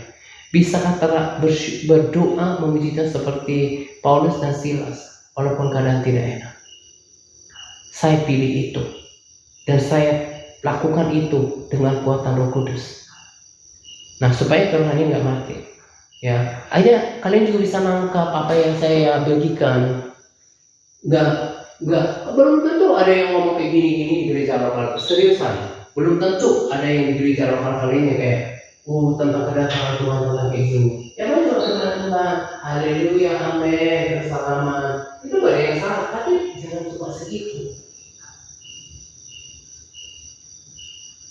Berdoa pada setiap orang yang Tuhan percayakan di dalam komunitas ini kepada supaya dia transfer spirit ya Tuhan, supaya mereka semuanya bisa memahami apa yang saya pahami, dan pemahaman itu hanya akan bisa terjadi ketika mereka bayar harga memiliki hubungan pribadi dengan Engkau.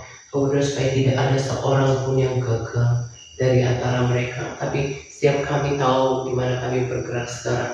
Kami adalah orang-orang yang berkali-kali Brandon katakan, orang-orang generasi yang paling mungkin menyatakan menyaksikan kedatangan Tuhan dalam pengangkatan, dan Tuhan berkali-kali katakan bahwa generasi ini tidak akan berlalu sampai pengangkatan terjadi.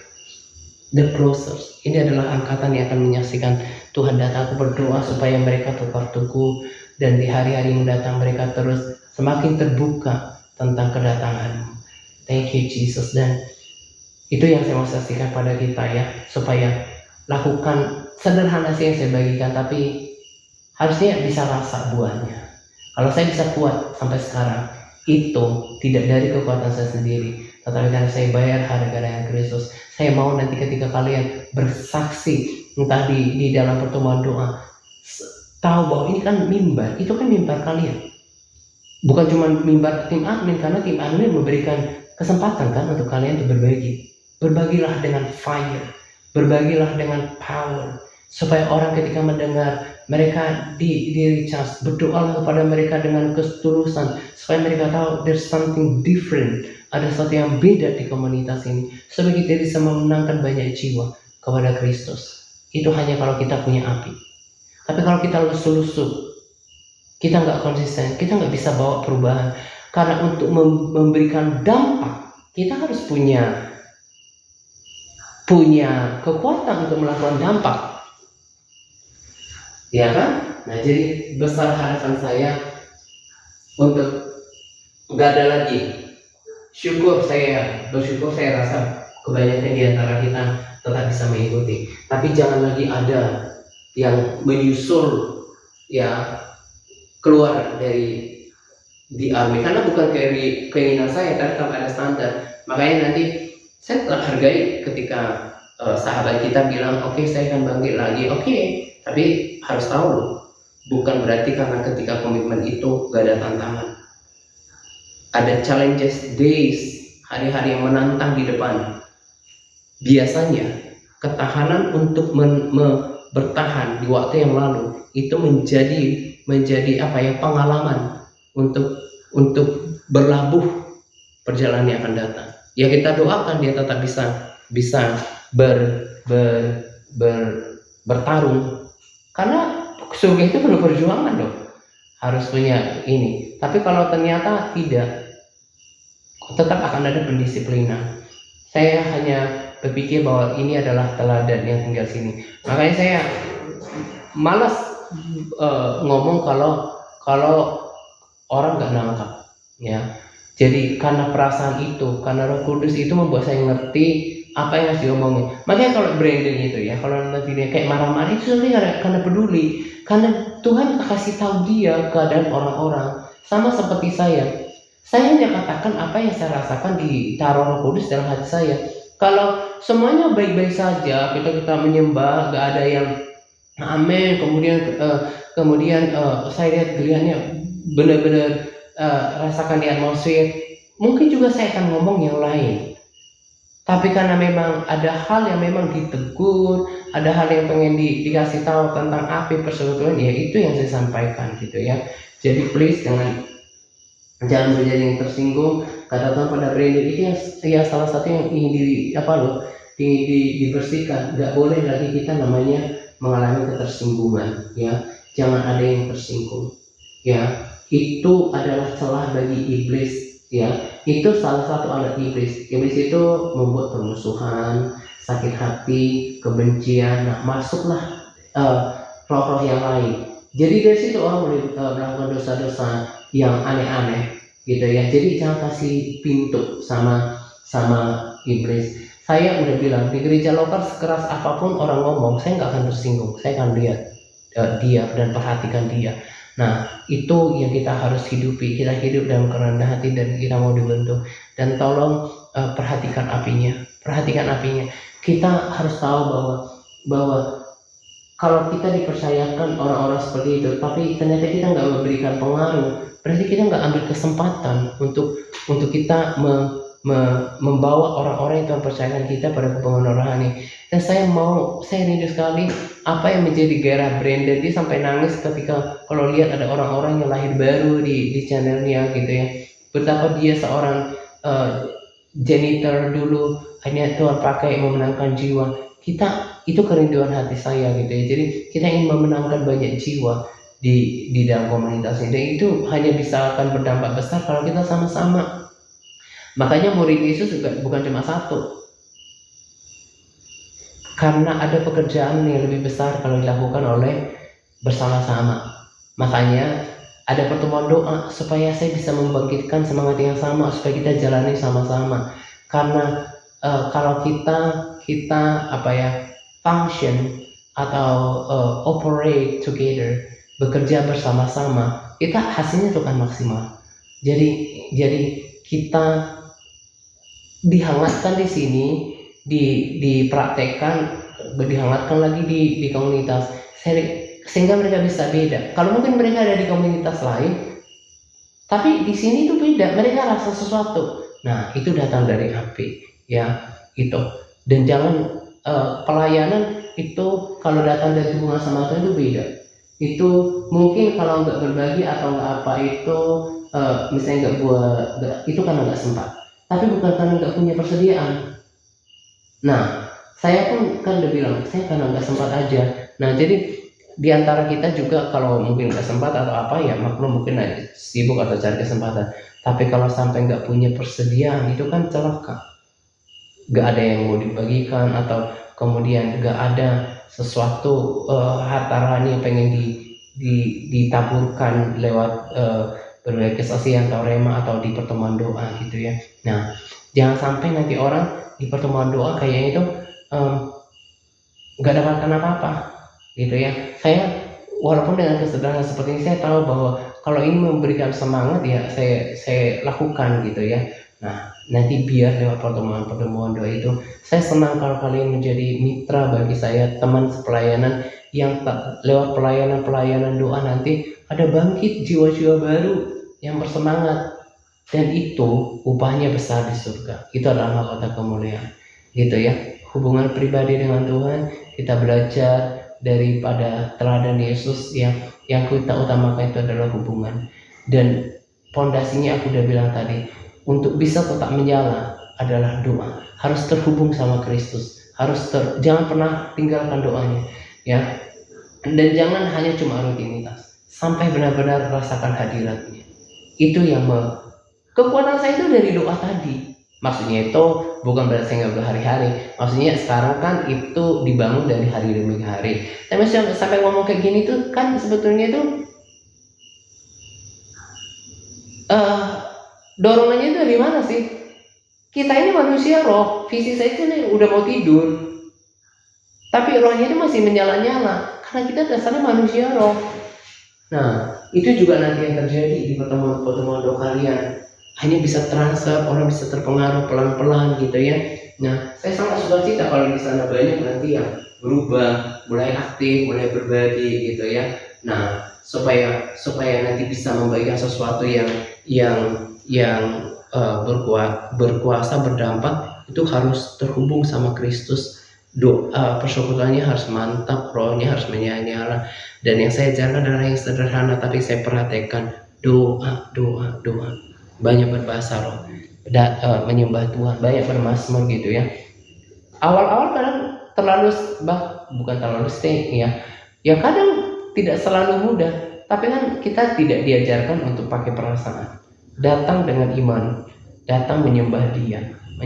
Nanti lama-lama Dia akan menyatakan hadirannya gitu ya, sehingga kita bisa tahu mana orang yang membagikan sesuatu karena cuma kewajiban atau datang dari dorongan roh.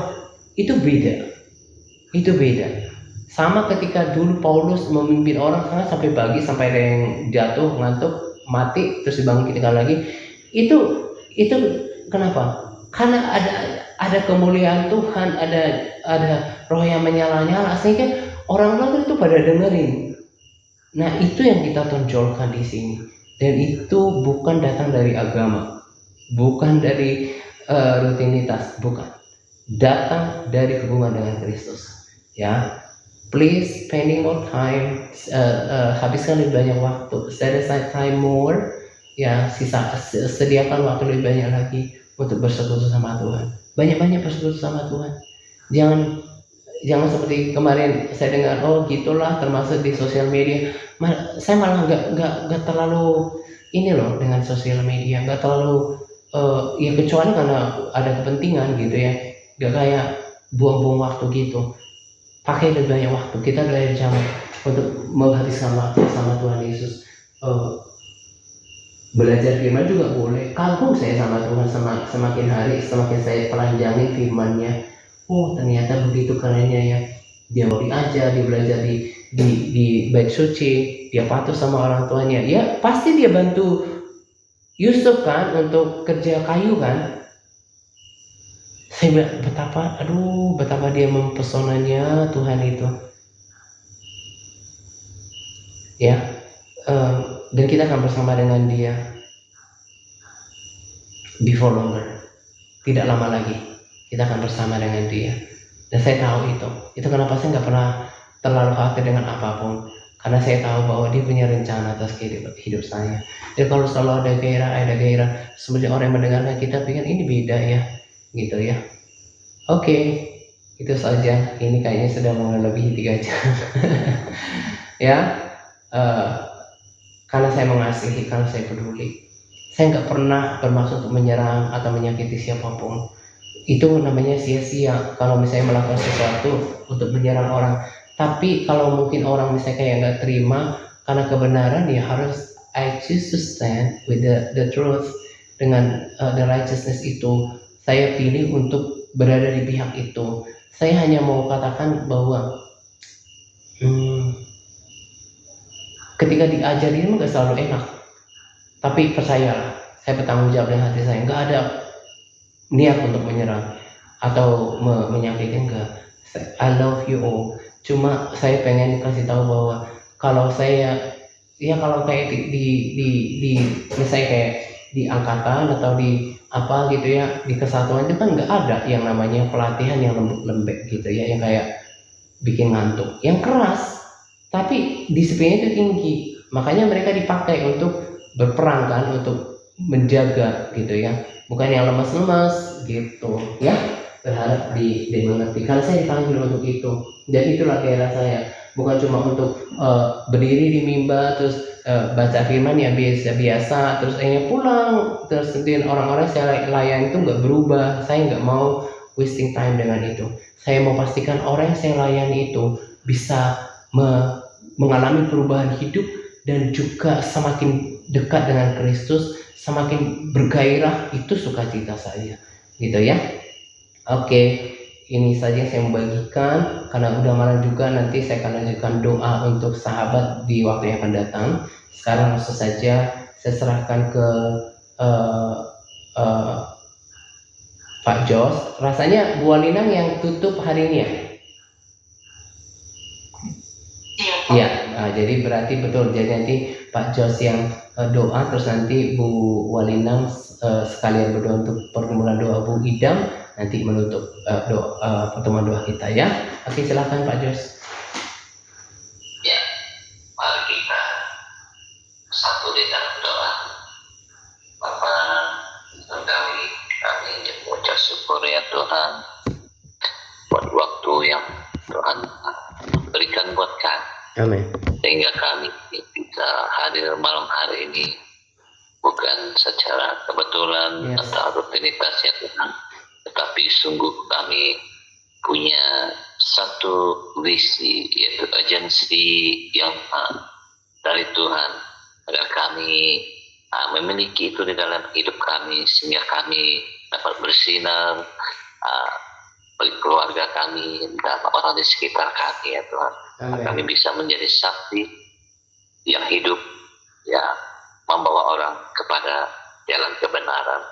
Terima kasih Bapa buat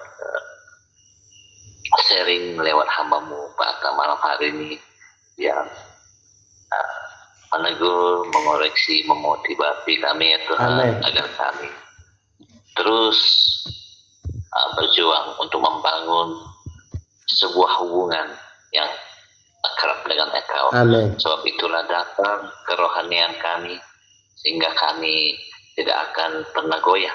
Amin. Saat badai itu datang ya Tuhan. Karena kami tidak ada apa-apanya Tuhan tanpa Engkau. Yes. Karena kami butuh Engkau ya Tuhan. Amen. Di dalam hidup kami, sehingga kami dapat berjalan semakin hari semakin naik, semakin menaik, dan bukan yang menurun ya Tuhan. Terima kasih buat firman-Mu, dan hamba-Mu berdoa khusus bagi Ibu Gebat Tuhan malam hari ini ya Tuhan.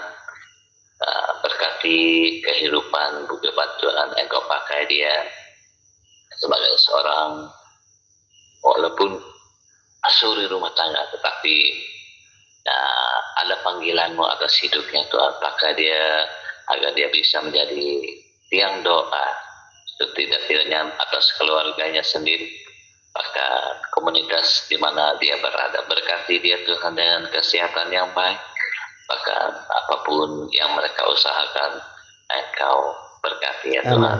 Bahkan suami, anak-anak yang bekerja, berkati pekerjaan mereka, yang bersekolah beri hikmat, dan jiwa-jiwa yang terhina, yang masih terikat dengan minuman keras, Amen. yang masih terikat dengan obat-obat terlarang, terikat dengan rokok dan adat-adat lama ya Tuhan, nenek moyang. Tuhan, kami lepaskan di dalam nama Tuhan Yesus. Kami klaim jiwa-jiwa ini bagi Kristus. Amen. Agar mereka dapat dimenangkan bagi Kristus. Inilah harapan kami ya Tuhan. Engkau pakai keluarga Bu Gebat ini ya Tuhan, agar menjadi cahaya, garam, dan pekerja-pekerja di akhir zaman ya Tuhan, menjadi pendoa syafaat bagi keluarganya. Kami berdoa kiranya Engkau memberkati kehidupan mereka.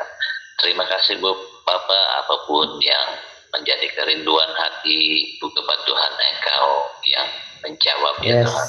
Engkau yang lebih tahu apa yang dia butuhkan. Amen. Yang menjadi kerinduan ya Tuhan. Amen. Terutama dalam pelayanannya Tuhan. Engkau berkati agar dia bisa berdampak di dalam komunitas di mana dia berada ya Tuhan. Terima kasih Bapak. Kami mengucap syukur karena Engkau sudah mendengar doa kami. Di dalam nama Tuhan Yesus kami berdoa. Amin. Amin. Haleluya Tuhan. Amin. Bapak. Terima kasih buat kita permulaan kita berakhirnya pada malam hari ini. Terima kasih hadirat kami di sini menjadi anak-anak dienekan dalam ini yang menjadi yang Tuhan yang selalu rindukan hadirat Tuhan. Selalu menyembah Engkau ya Tuhan, kesukaan kami ya Pak. Amin. Terima kasih Pak. Terima kasih. Terima kasih ya Tuhan. Terima kasih Roh Kudus. Terima kasih. Kami sangat-sangat mengucap syukur pada malam hari ini. Amin. Ya hamba-Mu Pak Arta yang telah memotivasi kami, memberikan kami semangat untuk lebih lagi sungguh-sungguh di hadapan-Mu ya Amin. Bapa. Amin. Memberikan semangat kami untuk lebih sungguh-sungguh Engkau, seperti Maria ya Tuhan yang selalu duduk dekat kaki-Mu, selalu mendengar akan firman-Mu Tuhan, yang selalu setia kepada Engkau Tuhan. Biarlah di masa-masa akhir zaman ini Tuhan, kami selalu bersemangat, bahkan lebih lagi sungguh-sungguh kepada Engkau. Amin. Lebih lagi sungguh mencari wajah-Mu Tuhan. Amin. Lebih lagi sungguh-sungguh untuk